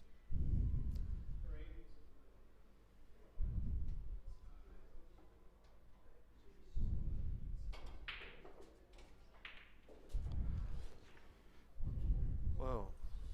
I don't know what happened there. Rob, are you back online? Back online, Les. I need some help here.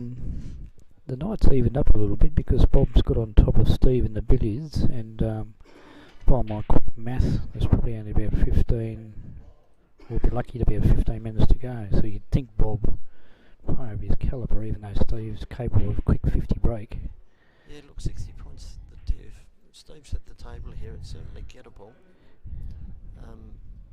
There's a lot of pressure out there. Yeah, absolutely. What did you think of your first frame, Les? Oh, it was a bit ordinary. We both. Mark actually played well when he got in amongst them. He was a bit unlucky not to go on with that break. I think he make a 30 odd or something? Yes, he did. Yeah, he should have been a lot more. I potted my first red and tried to float the pink in the centre. Didn't judge the nap. And I'd have been down amongst them, and Mark certainly came in and got what I thought I should have. I think most of us were calling, well, I know I was calling your first frame, particularly when you'd potted the green and stun back for the yellow.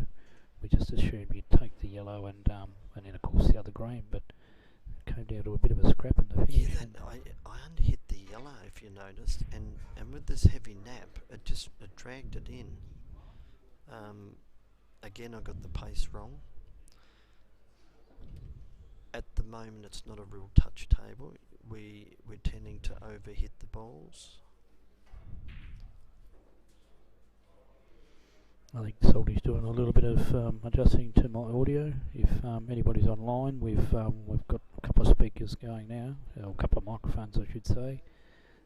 Big cheerio to Brother Dave in Hong Kong. Hopefully he's tuned in to watch this. I've got some good feedback all across Tassie that the vision and the sound are coming through really well, and a lot of the patrons are taking the opportunity of watching this match upstairs live on the big TV. So the crowd you see out in front of you is probably a bit bigger at the Southern Tas Billiards and Snooker Grand Final. Salty's had a big weekend too, Rob. I'm sure you mentioned it in the earlier games. He's been live streaming the Killer Crossover, which is an April tournament. I think it was worth about $4,000 plus to the winner. Also a Calcutta involved. And we saw one of our great snooker players, of course, from Victoria, take it out, Joel Younger. He defeated...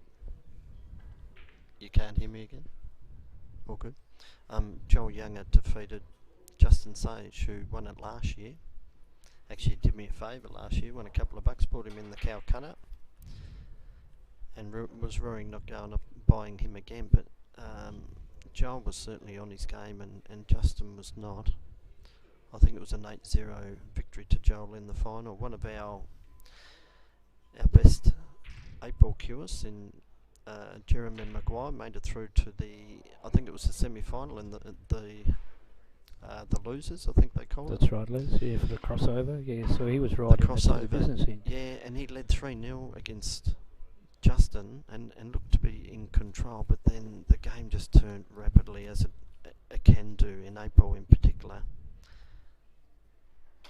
And Justin went ahead and won. Joel beat Justin in the winners round, so Justin would have had to beat Joel twice, which is always a big ask at that league and that talent. Just for a bit of a plug, Les, while there's a bit of a lull just at the moment, Carl Barrett and Alex Pace currently playing in Belgium in the World Under-21 Snooker, and if you don't think some of the opposition's hot over there, there's a young fella, I can't think of his nationality, a dashed in 147. I'm not sure if it was in this tournament, but he was a 147 break player, so both of them will be back on Friday into Launceston at 2 o'clock, and no rest for the wicket, as they say, because they'll front up in the Tasmanian Snooker Championship at the Burnie Club, which of course yourself, Luke Webb, Alex and Phil Woodham are playing, and so obviously we wish you all the best in trying to regain your title, which would be your 18th, I believe. Yeah, look, Rob, as we all do, we play as a hobby now. The future is obviously with Carl and Alex, and they're playing great stuff. The great shot ball. Nice shot ball. I think he's on this pink too. Oh, sorry, that was a brown. Okay, he's on the red in the centre there. We are watching the TV as well, Les. We haven't got the live action. But just getting back to Carl and Alex in particular, I know Luke Webb's been playing very well, and he's going to put his head down this year and go and play in a few tournaments. But Carl and Alex, definitely our future. They're great kids. They've got great support with their families. They've both got snooker tables at home, so they can dedicate. I believe they're both doing higher education, or I don't know what the word is, Rob. I didn't get that far in school. Studies, that'll do. You're saying a little bit earlier tonight that Belrive Yacht Club a little bit unlucky. One of their best players, of course, and one of the association's stalwarts, and Steve Carroll, unfortunately, the timing of this event was away and couldn't play tonight. He'd sent us a message earlier on to say that he'd tuned in, he was watching the match. Obviously wished he could have been here. So Rob, I was told he's on his 40th honeymoon with his wife Marie.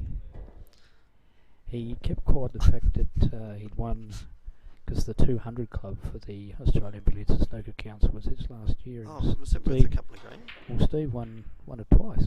Oh, did he? He kept it quiet, and Well, I wonder don't if you- Maureen knows. If she doesn't, she does now. number 114 we looked up on the website, and it won twice. So we had a crack at him a couple of weeks ago. But I think this is what actually funded their holiday, to be honest. Well, such a great player is Steve Carroll that they've named the Belrive Yacht Club team after him. So you must be good to get a team named after yourself. It'd be like changing the name of Carlton, Geelong, Hawthorn or something to, Hawthorn Carroll or something like that. Yeah, exactly. So I don't know how much he paid him, but he's got the accolades. He's a great bloke. Great competitor too. We've had some fantastic games over the time. We've shared around a bit. You had the last time Billiards, Carroll and Claremont played was in the second semi-final out here, and it was 2 matches all. When it came down, it was 2 frame, 1 frame each between you and Steve, and of course it came down to the last couple of balls. Yeah, that's right. And Steve kindly let me win that one, which he generally does lately. So thanks, Steve.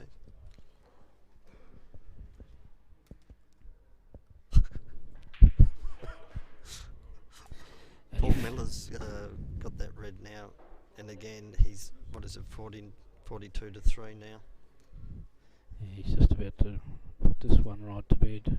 Bill, obviously a substitute player, great guy, but they're sadly missing Steve tonight. In case you've joined the telecast live, we're live streaming the A grade grand final in southern Tasmania from the Claremont RSL. The reigning premiers, Billiards, Carroll, are playing Claremont RSL, and at the moment Claremont are leading 1-0, but they look likely Billiards to square it up at 1-1 in the Billiards, so it's game on. And of course our major sponsor, Steadfast Taswide Insurance Brokers, and our corporate partners, Bogues and the Claremont RSL Fitzell. So thanks very much to the great support from those 3 entities. And Rob, I think it goes without saying, I know you're my brother, but you do a power work behind the scenes. You have done for a long time, being a life member of both the Southern and State Associations, and I think the Australian, Are you the Australian? No, I've been on Australian Council, Les, but probably not on there for long enough. Just while we're talking about Australian Council and Billiards and Snooker, Ron Atkins, of course, a name, a legendary name in the Q Sports in Tassie, not enjoying the best of health. Stopped in, saw him a couple of weeks ago, and fingers crossed that we have him around for a little bit longer.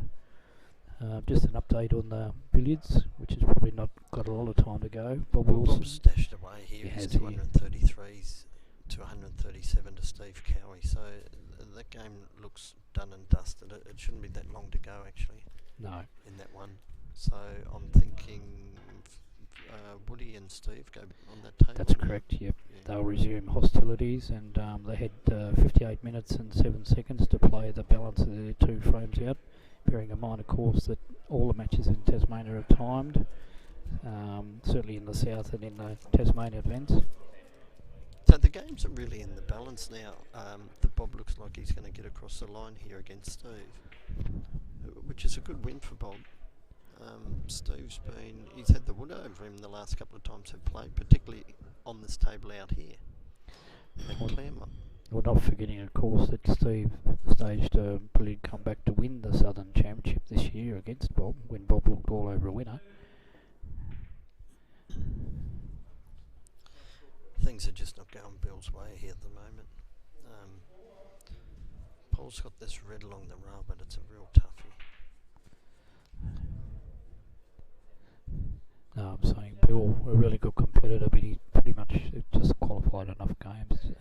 You need to play at least 5 matches to qualify for the finals, and of course, not everybody knew that. Well, I certainly didn't when we turned up here tonight, that Steve Carroll wouldn't be playing for their team. So, but hats off to him. He's stepped up. He must be a good age now. They're scared to ask him what he's 84 now, Rob.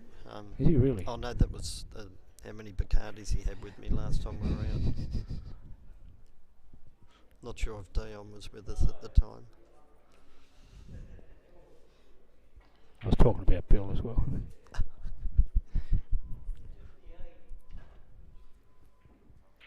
And next week, of course, we're back here, but we won't get the live stream.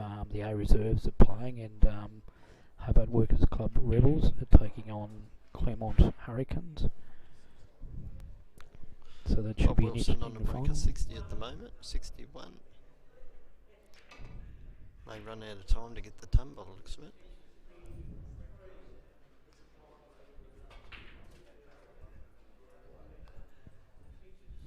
So it looks like Bob's name will go on the Bill Weed Memorial Trophy for the high break in the grand final. Can't see Steve coming in and dashing, so Billiards is yours. Over now. So a good 68, I think it might have been. So what's that? Just below 300. Bob Wilson defeating Steve Cowie, who never looked like he was in his comfort zone there, Rob. We know Steve's a lot better player. He's got a bit of a burden on his shoulder with being captain of the team. It's always hard. Trying to organise the team as well as play. So difficult he's thing had to a do. fantastic year though, Steve, taking out the Southern Billiards. Great competitor. So the next match, which you'll probably see the long shots of, will be the resumption of the Phil Woodham and Mark Hudson match. Of course, Mark Hudson. Steve Hayes, I should say. And we'll get that going in there. And as I say, there's 58 minutes and 15 seconds to play if Steve is able to win the frame to make it 1-1. But if Phil managed to get up and win it 2-0, Liz, I'll just leave you just for a moment, just so we can set up everything on the other table. No bearing worries. in mind that you're on this table very soon. Better grab Woody from the bar.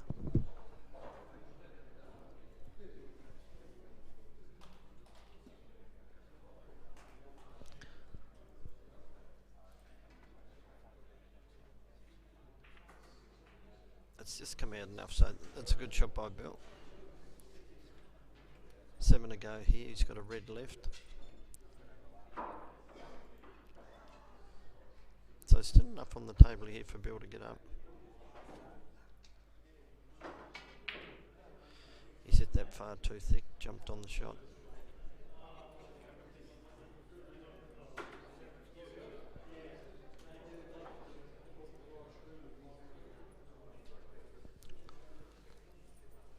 So the game's really much in the balance still.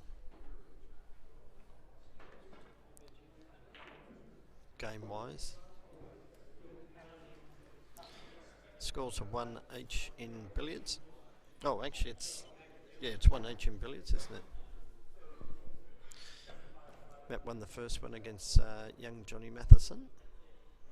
And Bob's got up against Steve, so 1-1, and the snooker is obviously going to decide the night, as it would, being the most games played.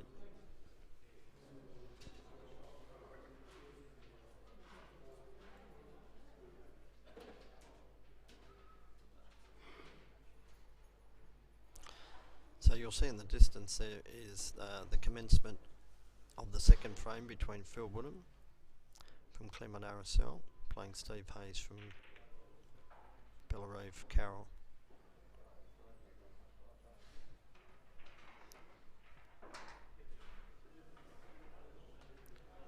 Steve a bit unlucky in his first frame there, Jace. I thought had that in off. I think he put the brown and went in off and then left Woody. Woody played the beautiful blue on the centre pocket. And they chased the pink down and the black, of course. And likewise, my game with Mark. He probably should have got up in the end.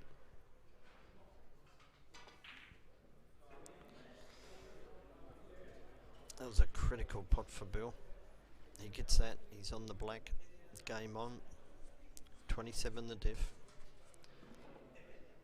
Red into the centre will mean that Bill needs snookers. Which he does, and he's played it perfect, he's on the black. It's all about the points now.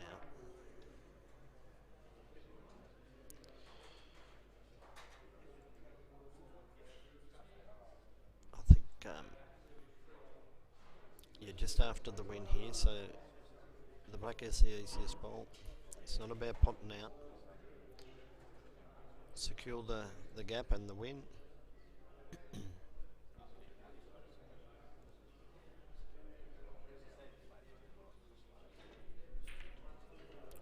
Yeah, played it well. Good shot. So that really puts this game dead and buried, I would say, to Paul Miller from Claremont. 50-15, 35 for the diff, 27 on the table. Bill requires 2 snookers to draw, assuming they're 4-point fouls.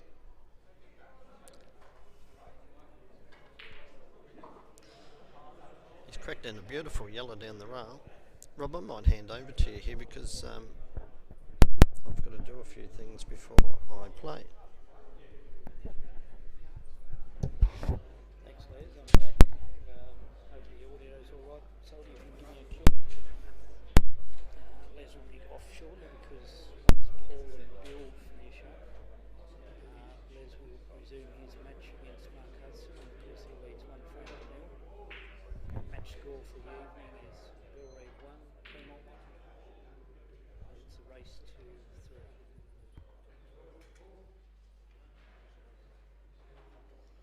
anybody out there in Cyberland, if you can just give me a voice check, coming through okay.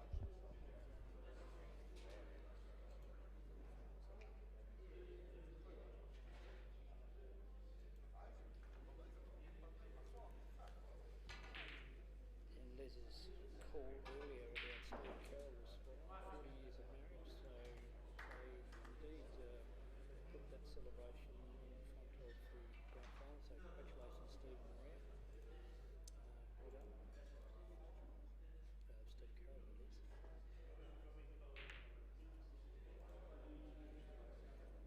As you'll see in the background, the match between Phil Woodham and Steve Hayes has resumed. Of course, Phil Woodham is leading 1-0. Match score of 1-1. Broadcasting live at the Claremont RSL. And this is the South Tasmanian Snooker Association A Grade Grand Final, defending the Premier's Belgian Yacht Club in against Claremont RSL. And at this stage, I have to say, probably slightly in the driving seat, particularly as they lost one of his players in Steve Carroll. Obviously had to sub in there as well, Bill Belfort, with the clock going down in the first frame to Paul Miller. Major sponsors of the Southern Association, Steadfast, Tasmanian Insurance Brokers. They'll also be the main sponsors for the Snooker Championship, which is going to be held at the Burnie Club this weekend. 12 of Tasmania's finest players will be playing from this Friday through until Sunday. Sunday will be live streaming the final, the best of 11 frames out of the Burnie Club. I'd like to thank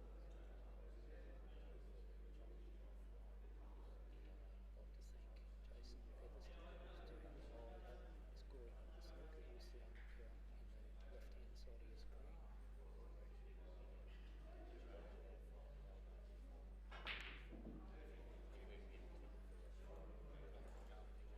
Ragged at the end of this frame. I think Paul. Just got a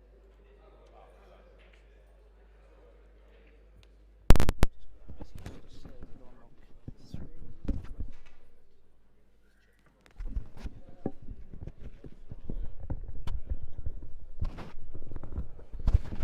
I've just swapped headsets, so hopefully whoever just sent me that message can hear me okay. I'm getting the thumbs up at this end, so if you can resend me that message. I know I was coming through on the other mic because I'd got a couple of messages, so I'd suggest whoever, I won't name the person, probably turn your iPad up or whatever. I've got just sitting close by is the president of the 8-Ball Tas in Phil Dando, and I'm sure Phil would like to come online because they've got a big ticket event coming on soon in the at the Launceston Country Club Casino.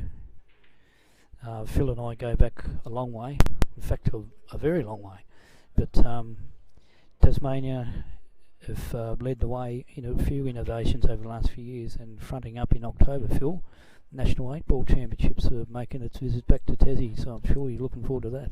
I am, mate, yeah, very much so. Is that loud enough? Yeah, it's going to be a great exhibition of 8 ball with all the top players in Australia coming around, and the venue's going to be terrific if we can get our tables in. Just kidding.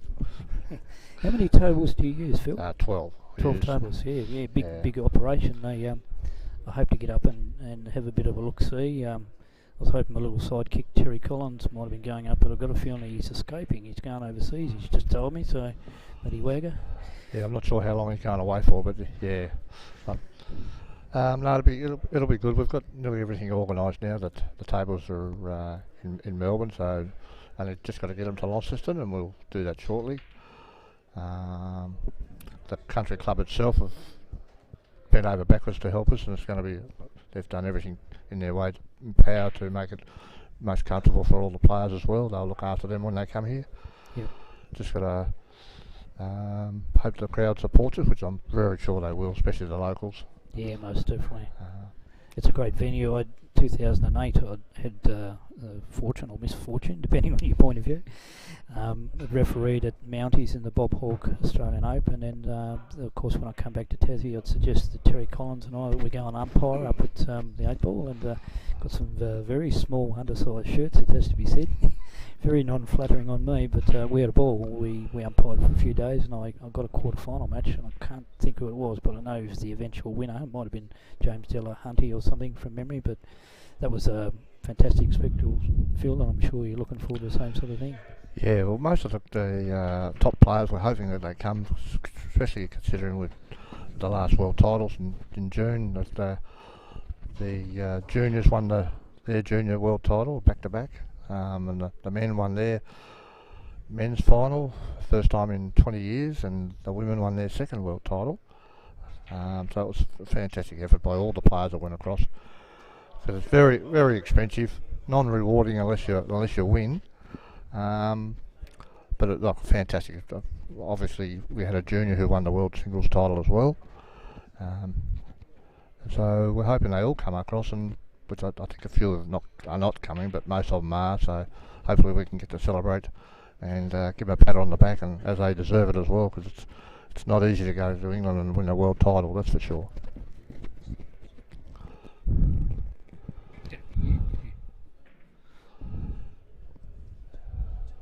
Have we flipped games?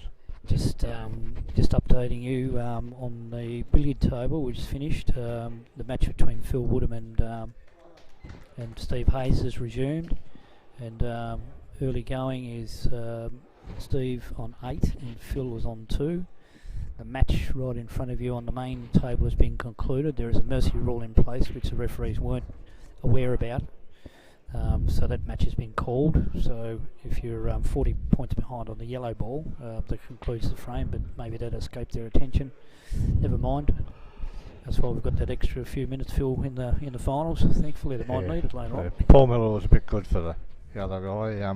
Unfortunately, he's been a fill-in for most of the year, and unfortunately, Steve Carroll couldn't make it tonight, which I'm sure would have made a hell of a difference to their side, especially. Oh gosh, yeah. Yep. So, just in case you've joined the telecast live, we're live streaming the A-grade Billiards and Snooker Grand Final from the Claremont RSL.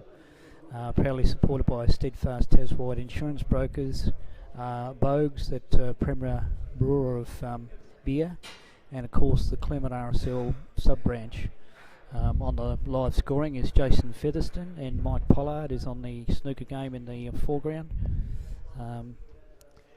Steve Hayes has dashed out to a 15-2 lead, and we're just about to pick up the second frame with one of Australia's premier referees in Terry Collins recommencing that match. Les has got an hour and 4 minutes, Les and Mark. Les leads 1-0. It's best of 3. So if Les wins this frame, it'll be 2-0, but if Mark manages to get up, it'll be 1-1. Yeah, sorry, I got here a bit late because we had a practice tonight ourselves, so I'd mentioned, Phil, that you guys are fronting up next week in the A Reserve. You've gone through virtually unbeaten for the year, and you play our Claremont Hurricanes out here next week. Unfortunately, the match won't be live streamed, but that doesn't mean that there won't be any interest, because last few years I think there's been more people turning up to watch the reserves in the A grade. I actually, to be honest, I made the comment earlier when I was sitting over there next to Andrew Saltmarsh and said, actually there'll be more people here next week, I'm sure, as there has been the last couple of years. But look, it's just a part of some things. People have got more to do on certain nights, and there's other competitions going around as well. Yep. In 8 ball as well. So on a feedback's been pretty good, Phil. We get a swagger message. A lot of people have taken the opportunity of watching the live stream, getting them from all over the place in Tassie. Yeah, I noticed they were hooked in to have a bit of a look. I mean, obviously you're not going to watch the whole match because it is a bit long sometimes, but no, it's great. It's great to promote the game, especially down here. Good for us. It'd be great if we could do more around the state, actually. Hopefully Salty will be able to travel around. He's done a fantastic job just travelling around himself anyway. Just waiting for Jace to come back onto the live scoring, and he's appeared, so I can go back and do my duties. But we've got the couple of TVs set up in the Claremont RSL, Phil, so there's probably a few people up at the bar upstairs that are watching it as well. I saw that when I walked in. That was great. Great idea that people can stay rather than stand behind all the other people and not be able to sit. They can actually sit down there and watch it. And the picture's as clear as a bell, which is great. As usual, sparkling work by Salty and sidekick Chris Cherry, who I hadn't seen for a little while, and great that they ventured down the Midland Highway today for the hairy 2.5 hours, or nearly whatever it is now, with all the roadworks going on. They've had a red-hot go in Tassie. Absolutely, yeah. Yeah, I'm surprised. It was great to see Plum venture down. I'm surprised he's got a beer in his hand. It's got to be a new one. I wish we could take a photo. I'm sure there'll be a few northern guys be interested in seeing that.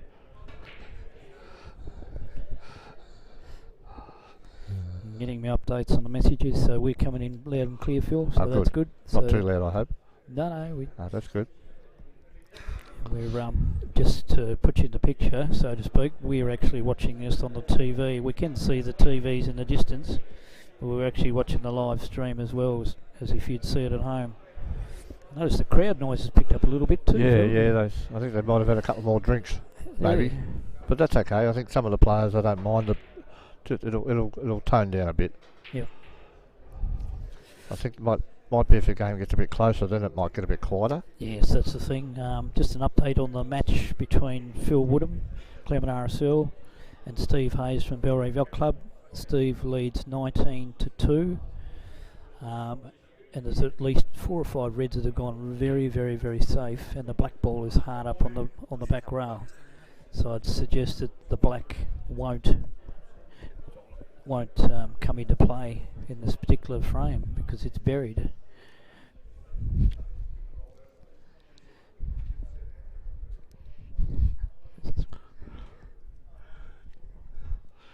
Just thank Chris there for that message.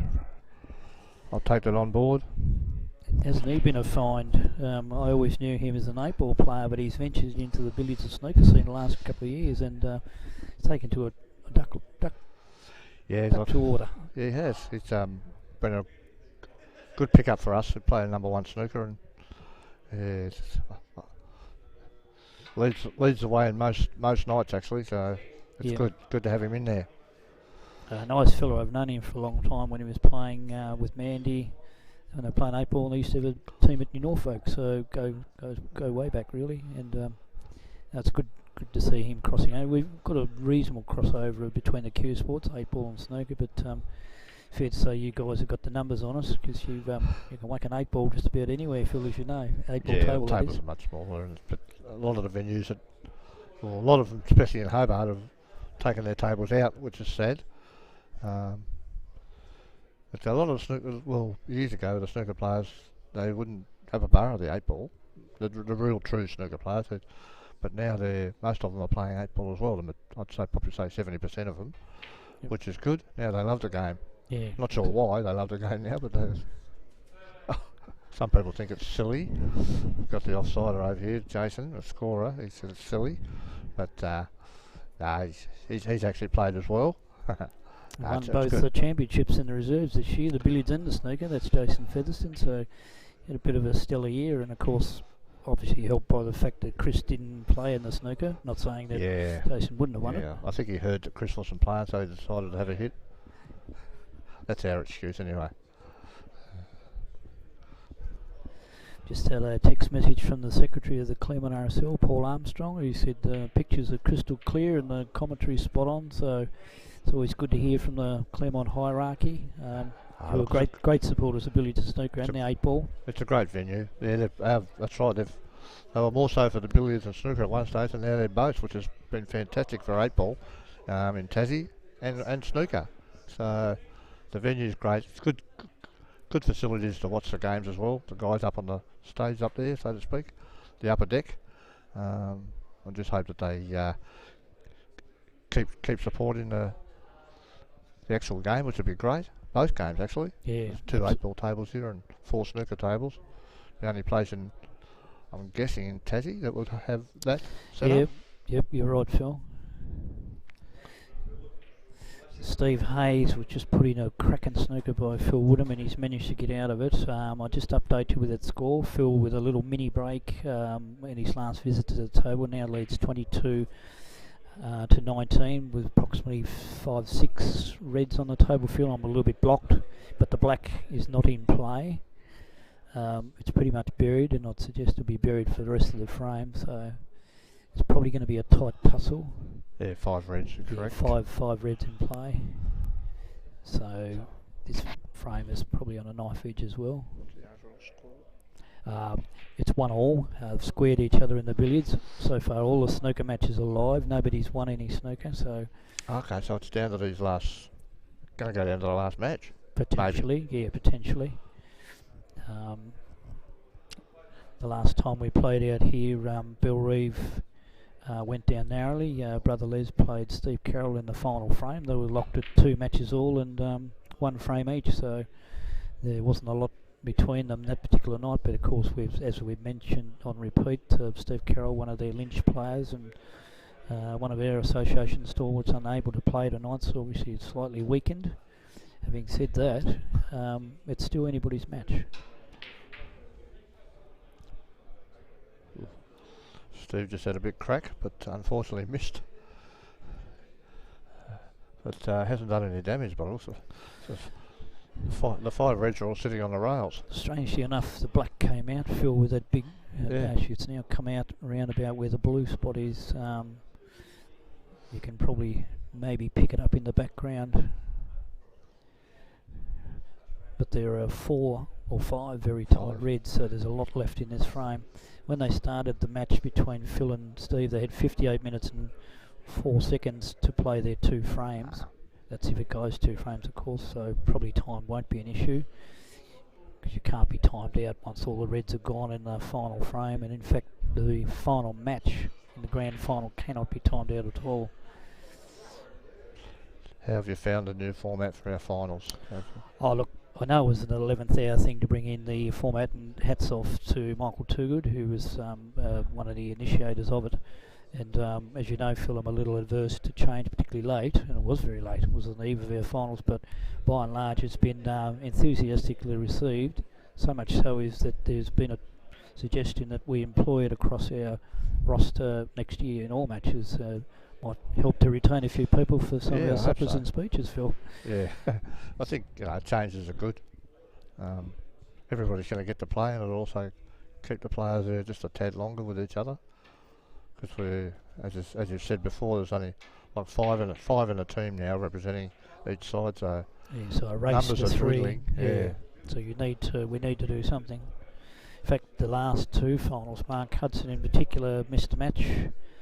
Greg Watt, one of Tasmania's best cures, was working in Launceston, drove down, the draw came out, and his head dropped because it was the last match, and Claremont won 3-0. I think that happened 2 years Presentations in a row, and drove back to Launceston, so we had to come up with something different. Yeah, it wasn't a happy man. No, it was good to be a part of the team, but at least under this format, you have to get every player must get on the table. So that's been a winner. So that's good. I think rules change, times change, and you need to go with it. Especially if numbers are dwindling, that's for sure. Just having a good look at this snooker match now. I noticed that Mark's got a little bit of an ascendancy at the moment. He's got a tiny lead in the scheme of things in comparison to what Les can actually put in.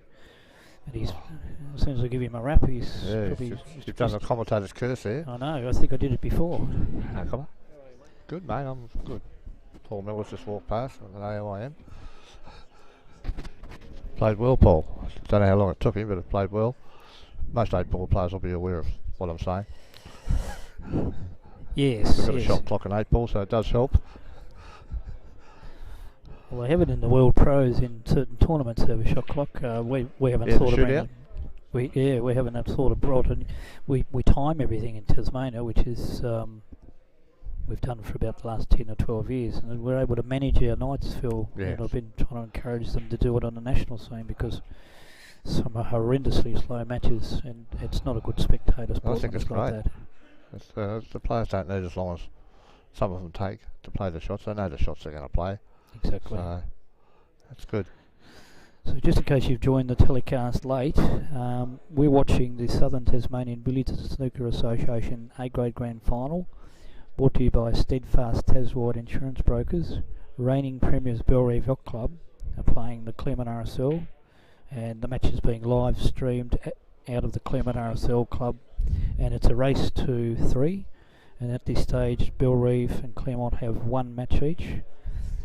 There are 2 snooker matches currently in play, so who knows, it might come down to the last match, last frame. Les won't be happy with that, got a kick. He's asking Terry Collins to clean the ball. This is the curse of the snooker players, in particular billiards. You can see that Les dropped short, because he's got a kick off either the cue ball or the object ball. Yeah. So Les won the first frame, correct? Yes, Phil. Yep. And Phil Woodham won the first frame on the other? Yes. Frame. So these is vital for Belrive. So Belrive need to win both? Yes, correct. Les has played a deft shot. A very, very deft shot. Didn't allow that little aberration of the kick. So the Yacht Club, Belrive Yacht Club, need to win one of these snookers at least. Yep. Otherwise it's all over. And Steve Hayes has run into a bit of foul and a miss issues. On table 2, Phil Woodham leads 27 to 19, but I've just noticed that Steve has been put back for a second occasion. There are 4 reds exposed, very, very gettable for a player of his standard, so Dennis Watts had no hesitation in calling the foul and a miss. Yeah, definitely needs to hit this. He might hit the one on the rail, yes. He did. He didn't hit the one he went for, but he got the second one as a backup, but he needed it. But he's given Woody a real chance here just to roll through the red and probably just stick on that pink back into the middle. Doesn't have to hit it at much pace. It'd be nice if Salty could get a little bit closer on that table, but yes, that's played it well. He probably would have been happier for the white to have travelled a little bit further. It was a pretty slow shot, wasn't it? It was actually. I was expecting the white to run through. Yes. Which means now he's got to navigate a bit of traffic. Oh, that's very good. I'm not commentating on much of Les's match because you can see that prime time TV, so to speak. You're getting nice pictures out of that, so I might just concentrate some of the commentary around Phil's match. Phil's just banged in a long pink. So suddenly the scoreboard is becoming a matter of urgency for Steve Hayes and Belrive Yacht Club themselves.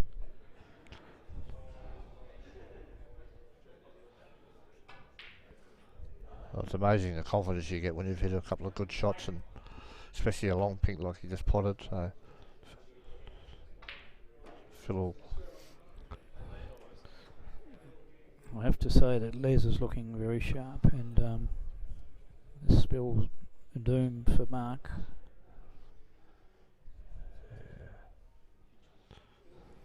It's the 2016 Southern Tasmanian Billiards and Snooker Association A-Grade Grand Final. Joining me in commentary, President of 8-Ball Tas, Phil Dando. Yeah. Oh, got to answer this phone.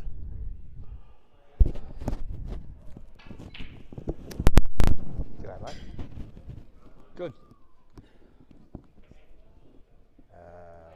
Dr. Bob won the Billiards. Just updating you on the earlier matches. Matt White defeated John Mathewson, and Bob Wilson defeated Steve Cowie.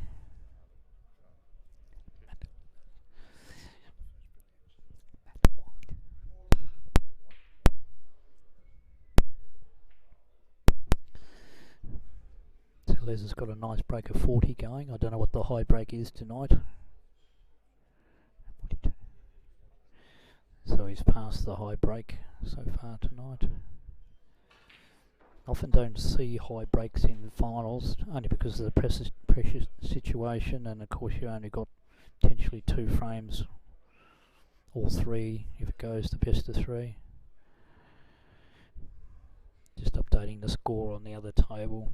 Phil Woodham is leading 35-19, and he's already 1 frame up against Steve Hayes.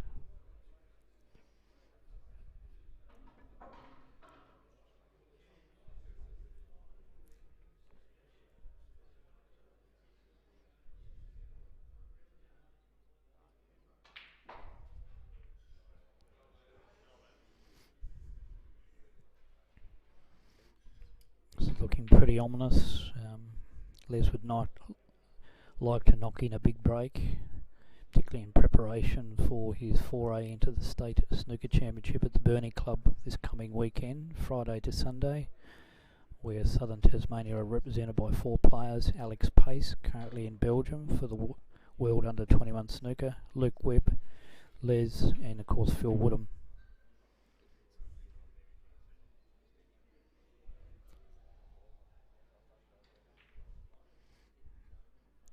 They all take on the man that has to be beaten, of course, the defending champion Graham Pickett from Launceston.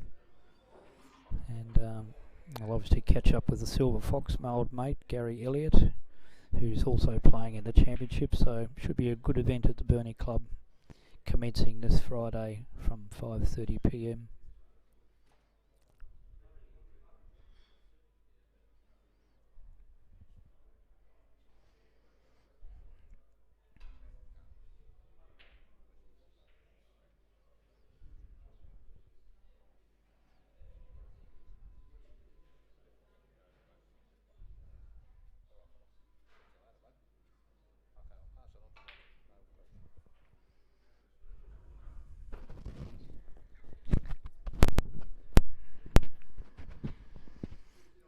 Field's resuming, coming back onto the mic now, just chatting to one of our old mates in Rickweld, who we've known for a lot of years, and of course he'll be fronting up next week to play off well, it's not a repeat of last year's grand final, but you're certainly fronting up in the grand final. You don't get to play my team. We unfortunately got bundled out, didn't even make the finals. Yeah, I think Rick's very happy about that too. Thinks. We've been very fortunate. I think this is our 3rd in a row.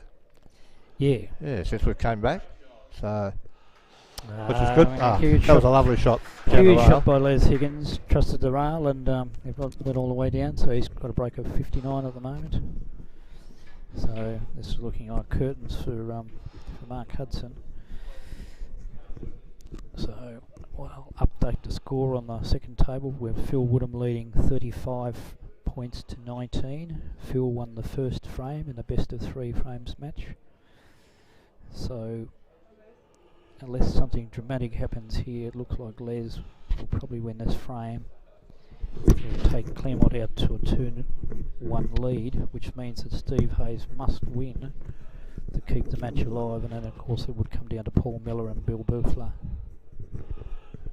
There's been a request put in that we ask Soldier to come down next weekend, to next Monday night, to stream the A Reserve game, just to show a bit of talent off, instead of some of the guys that have played tonight that are nearing retiring age. Not sure whether Andrew Saltmarsh would be prepared to do it. I'm sure Southern Tas Billiards and Snooker would love to have him down here again. Yeah, absolutely. He's He would have. He'll be at the Burnie Club on Sunday. He's live streaming the state snooker championship. Oh, that's final. terrific. So he can, well, He may as well drive down. might as well drive down to Hobart, absolutely. And, Just come down on a Sunday. and not after go that. home. So I don't know. We need to talk to Trace. I think Tracy would be pretty happy about it, actually. Hang on, my phone's ringing now. It's got a big nose. Seriously, the amount of work that Salty does with this type of technology is brilliant. We're starting to remain relevant.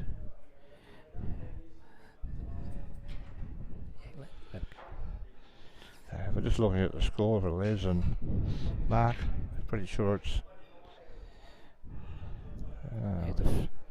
The Mercy points. rule, and TC has probably not been aware of it, so I'll ask Tony Cannon to sneak around and have a quiet word in Terry's ear around the front.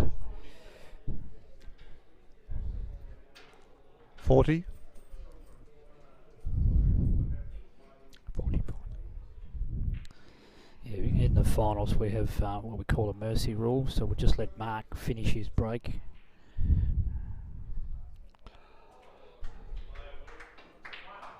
So it's pretty obvious Mark's going to concede the match anyway, I think.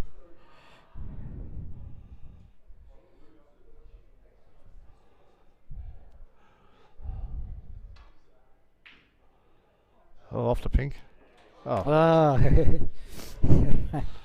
might as well let him finish. Les is doing a bit of a party trick.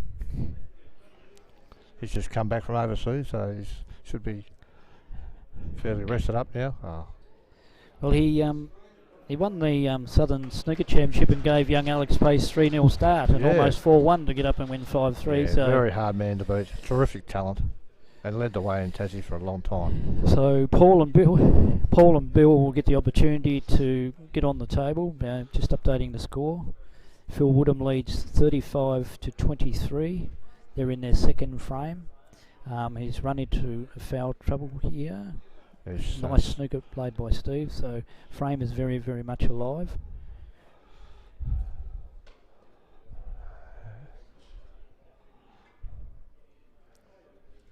Suggest that it'll be called a foul and a miss.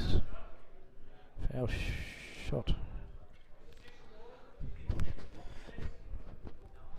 He's called a miss. He's now called a miss. So Dennis, what's it called? A miss. It looks from this angle to be a free ball.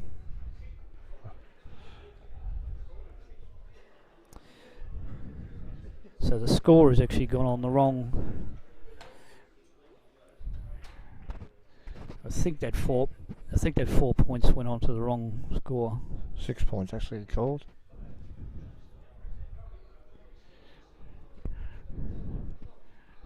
Phil, if you can do me a favour, can you? I'm pretty sure that score was given to Phil and not to Steve. In fact, I'm sure that's correct.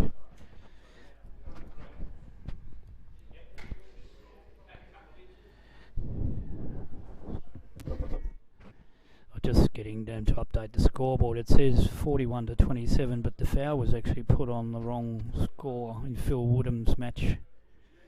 So I'll just get Phil down to dash around and.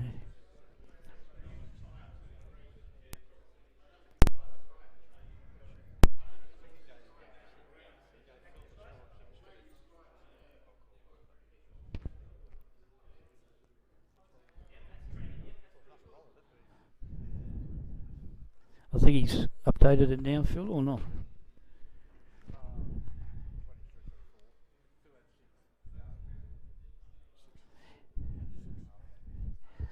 Yeah, we've sorted out. Terry Collins and a few of the boys are on the job.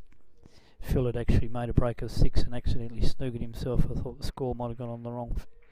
Phil's still in a foul situation because he's been replaced.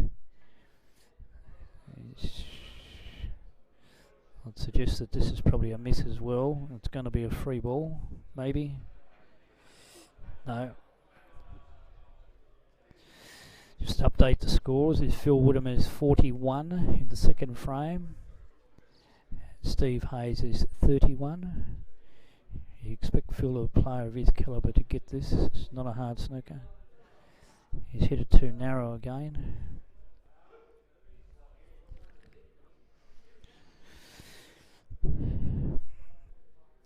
So the last match is resumed on centre table.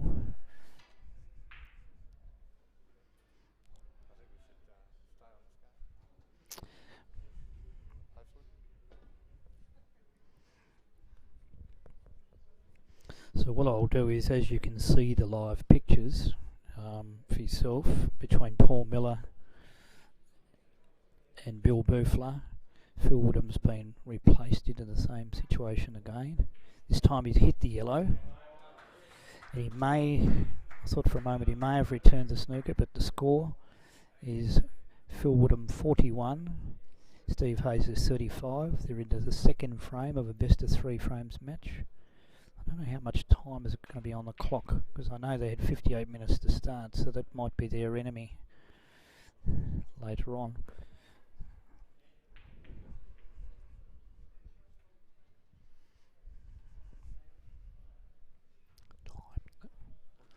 Might be, oh no. We're just getting an update on the time, just to see what time's remaining in this particular match. Steve Hayes has he's got out of the snooker and returned the snooker.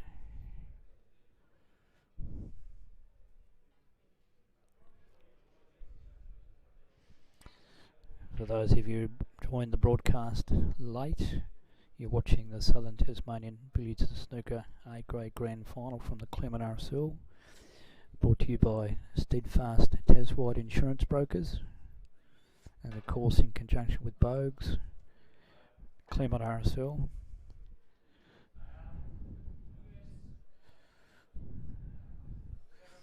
And Phil's just given away another 7 points. I might just get, I just might get Les's eye.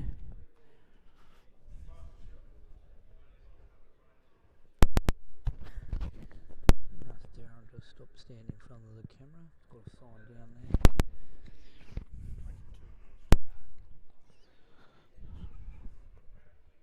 Just got an update. There's 22 minutes remaining in that match over there. Phil's just given away a 7-point penalty, and in the process of doing so, snookered himself behind the black. He's going for the yellow, so they're on the colours. Steve Hayes leads by 1 point. This is a best of 3 frames match. Of course, Phil won the first frame. Made a red hot crack at that. Great shot. You can hear the crowd noise hopefully in the background. Pulled off a blinder and got out of the snooker. I would suggest he's heading back into snooker territory again, because this looks very gettable for Steve. The yellow is up behind the balk, near the back ball cushion, so he stunned the white. Played a very poor shot, I have to say. He's left the white near the back rail, but he's got a kiss on the black on the yellow, so now Phil got an opportunity, depending on his touch, may be able to lay very slow snooker behind the blue. He may even, and he's played a blinder. So if you can imagine, the blue is nearly on its spot, and the white is perched up behind the blue, and the yellow is probably 4 or 5 inches away from middle pocket. Should be pretty easy, Phil. It should be a one cushion. It's just a one push get out, but he needs to make sure he hits it, otherwise. Yeah, that's the pressure of the situation. Oh. He's winged it, literally winged it. And but in the process, no, 50-50. 50-50, yeah. Phil's got a chance here to stun the yellow down to one of the balk pockets. He'll be fat on the green into the middle, back down for the brown. So I'd suggest the frame. He could nick it in the middle as well. Yeah, wouldn't put it past him. No, he's gone down the right. He's jawed the yellow. And he's given Steve a live chance. Score update is Steve Hayes from the Belrive Yacht Club leading 42-41. Approximately 20 minutes left. Bearing in mind, if this goes one frame off, they've got another frame to play. Steve played a horror. He's totally overcut the yellow. I think he's definitely exposed the yellow, but it looks pretty straight from here.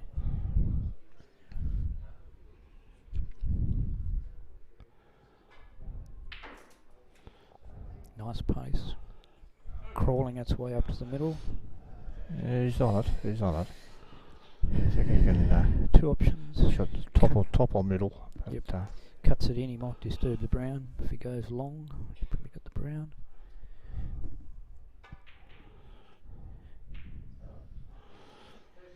The crowd reaction, he's overcut it. I think he went the right shot, but just. I think it would have gone long somehow, I feel. I think he's more worried about the middle. I think if he went up the top. Yep.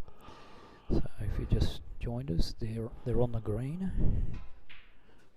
Steve Hayes has just potted the green. That's going to get right back on it. Looks like he's been a bit unlucky. The white's going to drop short.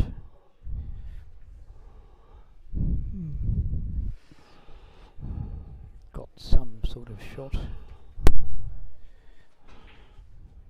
He's overcut the brown. He might have got out early.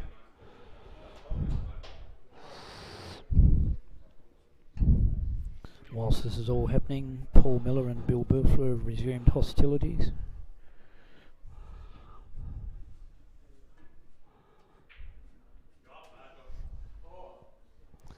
So Phil's potted the brown.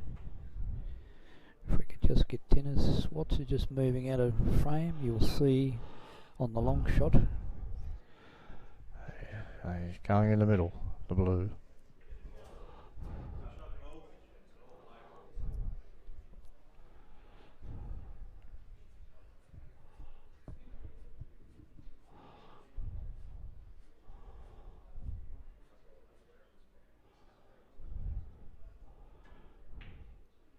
I think he's overcut it. Overcut the blue. Oh.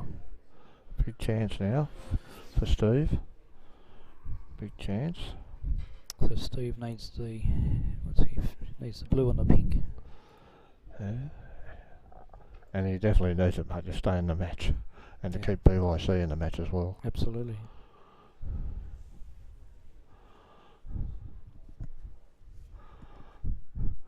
I think Soldier's agreed to come down next Monday.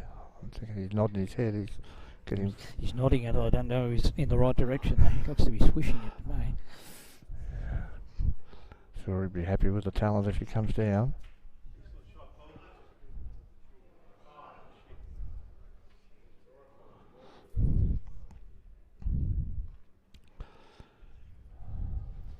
Steve Hayes is potted the blue. He He's doing needs the pink. doing a Terry Collins, picking up stuff off the table. Missed that. He's missed the pink. He would have had stolen money on that. So the score line is 50 something. 50. 50. So Steve Hayes is 50. Phil Woodham is 47.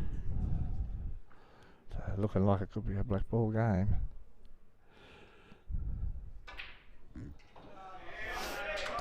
So Phil Woodham has pulled off a blinder. The pink. Match ball. He needs the black to win the night for the Claremont RSL. 7 pots it. So Claremont RSL, Premiers. the 2016 A grade premiers, defeating the reigning premiers, Belrive Yacht Club. Yes, sorry, yes. Yeah, well done to both sides actually. It was a good match. Yeah. Good match, and if Steve wins that particular frame over there, who knows what might have happened. Exactly right. No, it's good. Thank you, So Rob, the match for inviting me into the commentary, mate. Yeah, thanks very much for joining me, Phil. And Thanks, Soldy, for coming down, mate. We'll see you next Monday. That'll be good. Good luck with the National 8 Ball in thanks, October. I'm sure it'll be a raging success. Yeah, absolutely. Really looking forward to catching up with all the guys from the mainland. It'll be terrific. And the country club, as I said, they've been fantastic for us, and all the other sponsors too. Have been good. We need them these days. Thank you, mate. I'll catch you later. Thanks, Phil. What we'll do, we'll probably have a few minutes pause, and then we'll do the presentations.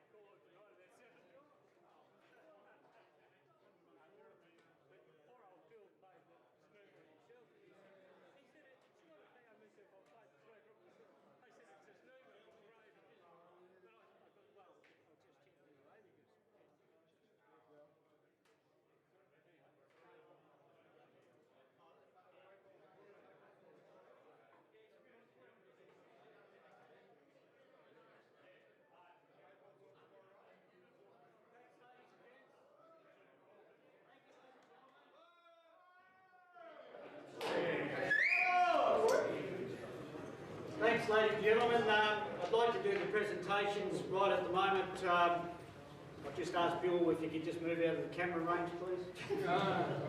Because we're still live streaming, so first of all, thanks for everybody that turned up here this evening, particularly the referees. You suck! Probably need less of that, but anyway. Thank you very, very much to the Claremont RSL for availing their premises. The referees, always a tough job, particularly in the snooker. There were some interesting matches. In fact, that last match there between Stevie Hayes and Phil Woodham, if Steve pots the pink and it comes down to the last frame, it would come down to the last match between Paul Miller and Bill Bufler.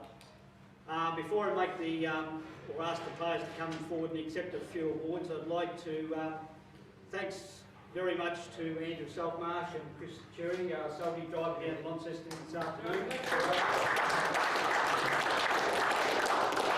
We're starting to live stream a few events, and in fact the next one will be held at the live stream at the Burnie Club, which will be the final of the Tasmanian Snooker Championship next Sunday. So matches commence next Friday night. In fact, a few of the players are here in attendance tonight who will play up in the state snooker. They, of course, are Les Higgins, Phil Woodham, Alex Pace, who's overseas at the moment playing in the World Under-21s, and, of course, Luke Webb. Just on Luke, I'd like to congratulate him on his magnificent effort being selected, along with Les and Tracy, to represent Australia at the World Six Red Snooker in Egypt. They arrived back safely and fronted up about a day and a half later into the Southern Tas Snooker Championship and is qualified, of course, to next weekend's event. But back to the business of tonight.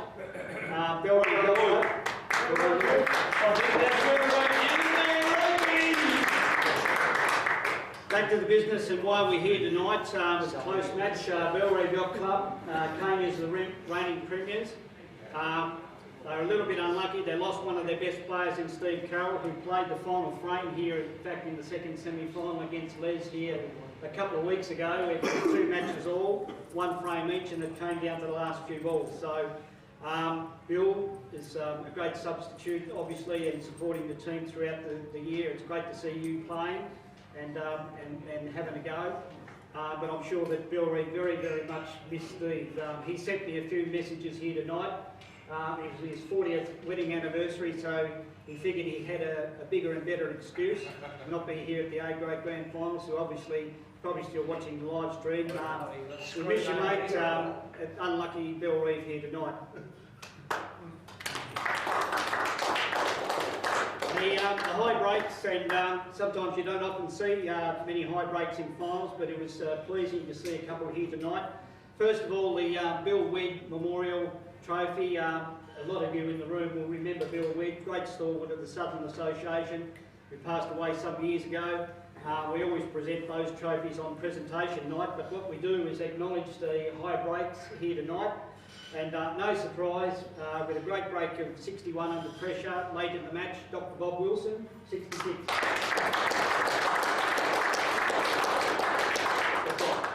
Come down, Bob. I've had a few words on behalf of his players. So Steve, Steve, there you are. Thanks very much. Quite a few thank yous. Firstly, thanks to Claremont RSL for their games tonight. Always played in a very good spirit, and we very much enjoyed your competition, and very well done. Secondly, thanks to the Claremont RSL for providing their premises tonight. It's a very good venue. Thanks to people who have prepared the tables, and thanks to the guys who have done the scoring and the live stream. I think that's a great initiative to build some interest. And lastly, Les mentioned it about the sponsors consider live stream and just make sure everything's in order. Cannot echo that enough. I think the committee do a great job, and very much appreciate all your efforts. And lastly, thanks to Bill. As you said, Bill fills in a lot. He's a very valuable member of the Billiards Yacht Club. He's there Mondays and Fridays, cleaning tables and really helping out the club. And we very much appreciate your efforts this year, Bill. And lastly, thanks a lot for a very good season, and I certainly look forward to turning up next April, May. Thanks very much. Before I ask Steve Kelly to come forward and say a few words on behalf of his players, there is one special award that we give, and it's the MVP for the most valuable player in the A-grade grand final. I've traditionally done a roll call. I'll probably make this the last one because it's getting a little bit exhausting and I've run out of steam. But first of all, I start off 1991. It's the Norm Willis Rob Higgins Award for the most valuable player in the A-grade grand final. 1991, won by Phil Woodham. 92, Dennis Watts. 93, the late great Shane Clark. 94, Steve Carmichael. 1995, Mark Hudson. 96, Mike Chabot. 97, Mark Hudson. 98, James Bowen. 99, Greg Watts. 2000, Peter Adams. 2001, Dallas Jenkins. 2002, Phil Bailey. 2003, Rob McCauley. 2004, Jane Ortwood. 2005, John Hunter. 2006, Rob McCauley. 2007, Brendan Milburn. 2008, Steve Carroll. 2009, Les Higgins. 2010, Les Higgins. 2011, Les Higgins. 2012, Jeremy Morris. 2013, Tracy Bayliss. 2014, Steve Cowie. 2015, Bob Wilson. 2016, Matt White.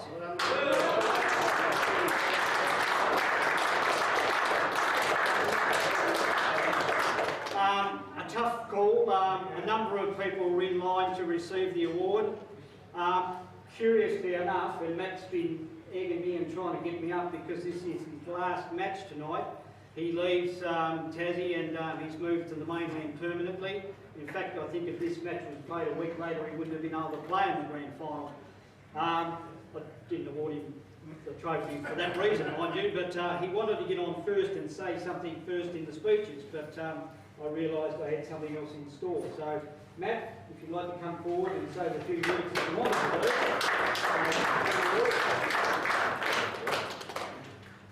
That's a big surprise and an honour. Just a bit of a farewell to all here. There's a lot of people here that aren't here from the A Reserve side as well. Commiserations to Belrive. Congratulations to our team. I think we've done very, very well all season. And to finish it off 3 years in a row is fantastic. As Rob said, I'm moving to the mainland. I'm moving to country Victoria, which is in Ballarat, and I'm very fortunate to be able to have a spot in one of their teams in the BRI. So I'm looking forward to continuing my passion and fascination of this great game. If I don't mention everyone, don't feel left out. I've enjoyed everyone's company and my time at this club and the association. I've learned a lot being here with everyone here, being in the A Reserve and the A grade, and from a lot of people who have given advice and support. Just a little note on respect. Mick Morris and Jeremy, Mick Morris in his absence, I'm not sure where he is, but I've seen him for a long time. No, Jeremy, sorry. They both named me in their wisdom the angry little man. I think everyone has actually seen me go off my nut a few times and been told to calm down. A classic example is when I was playing Rob, over there looking at the wall. You there, Rob? When I was playing Rob B once and he went off his head himself. He said, "You're smashing the balls around your show and nobody respect." And I thought, well, I'm the one playing like an idiot.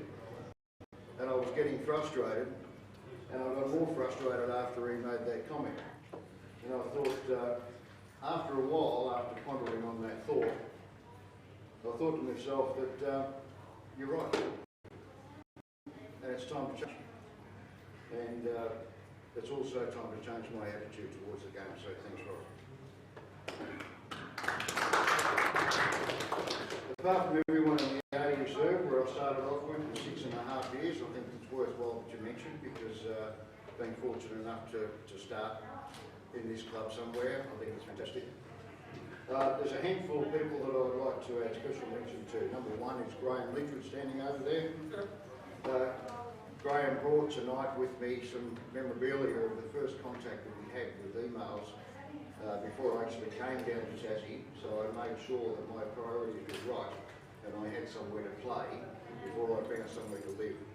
And I made contact with Graham and we've become good friends, great friends in fact, and we actually played together for 5.5 years, I think, every single Sunday. So credit to both of us to maintain that friendship, and also credit to Graham, who's been doing the ratings since 1980. So,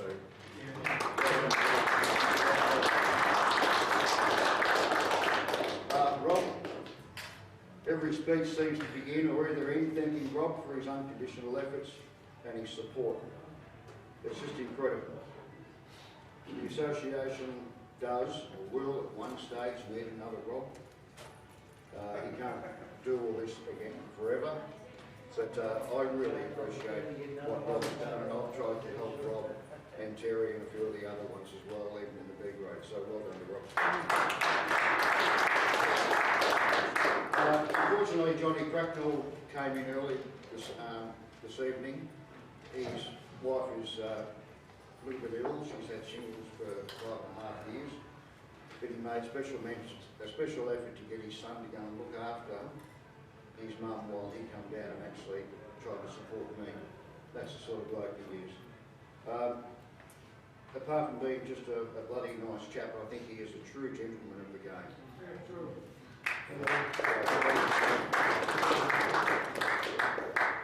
Finally, I would like to thank Steve Cowie, firstly for the opportunity to play in A grade,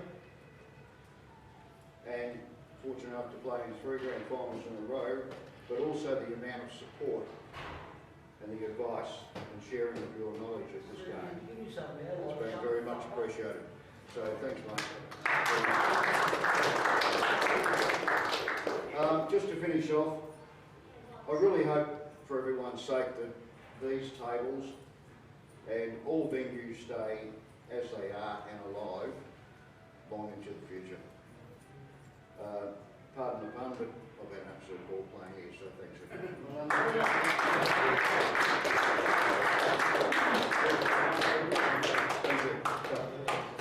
Rightio, in the home straight, so I'll call upon the president of the Southern Tasmanian Billiards and Snooker Association, Peter Randall. As everybody would know, Pete had a bad run of health there earlier on in the year. I'm sure he'd like to say a really quick word and introduce Steve as the Premier of the Claremont RSL in 2016. So, Peter and Steve, if you'd like to make your way down, please.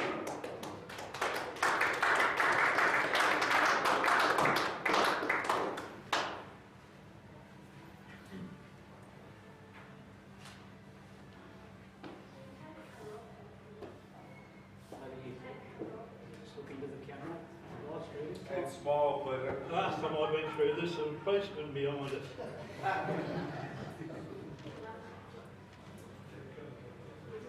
Thanks, Robert. First of all, thank you to everyone who's here and stayed. I thought it was a very interesting evening. Some of the games got off to a slow start, but however, I think the best team of the night won. And congratulations to the winners, commiserations of course to the losers. And hopefully we see you all again, possibly in different roles next year. Frankly, I'm looking forward to the end of the year. I think we'll need a bit of time off. As Robert alluded to, I haven't been travelling all that well this year. And I've got to go back to start therapy again on the 12th of September. And hopefully this time it all works and I'll come out all right.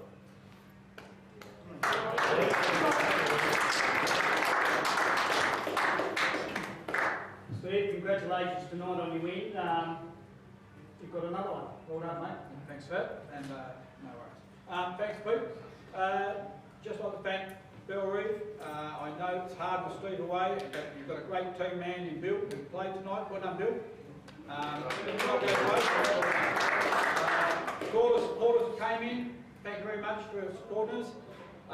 And to my team, thanks very much for making an effort this year. It was touch and go early on in the year. We didn't know we were going to have a team, but we put out the roll call and hands went up. So thank you very much. And to Matty, we're going to miss you, mate. A great team man, and we all wish you the best over there in Victoria. And I'll call out and see you when I come through. So everybody, thank you very much. And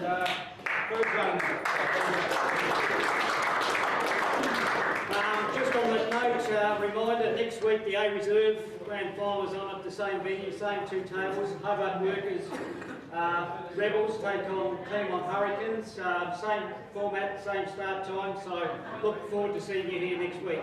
Thanks very much, signing off from Tasmanian.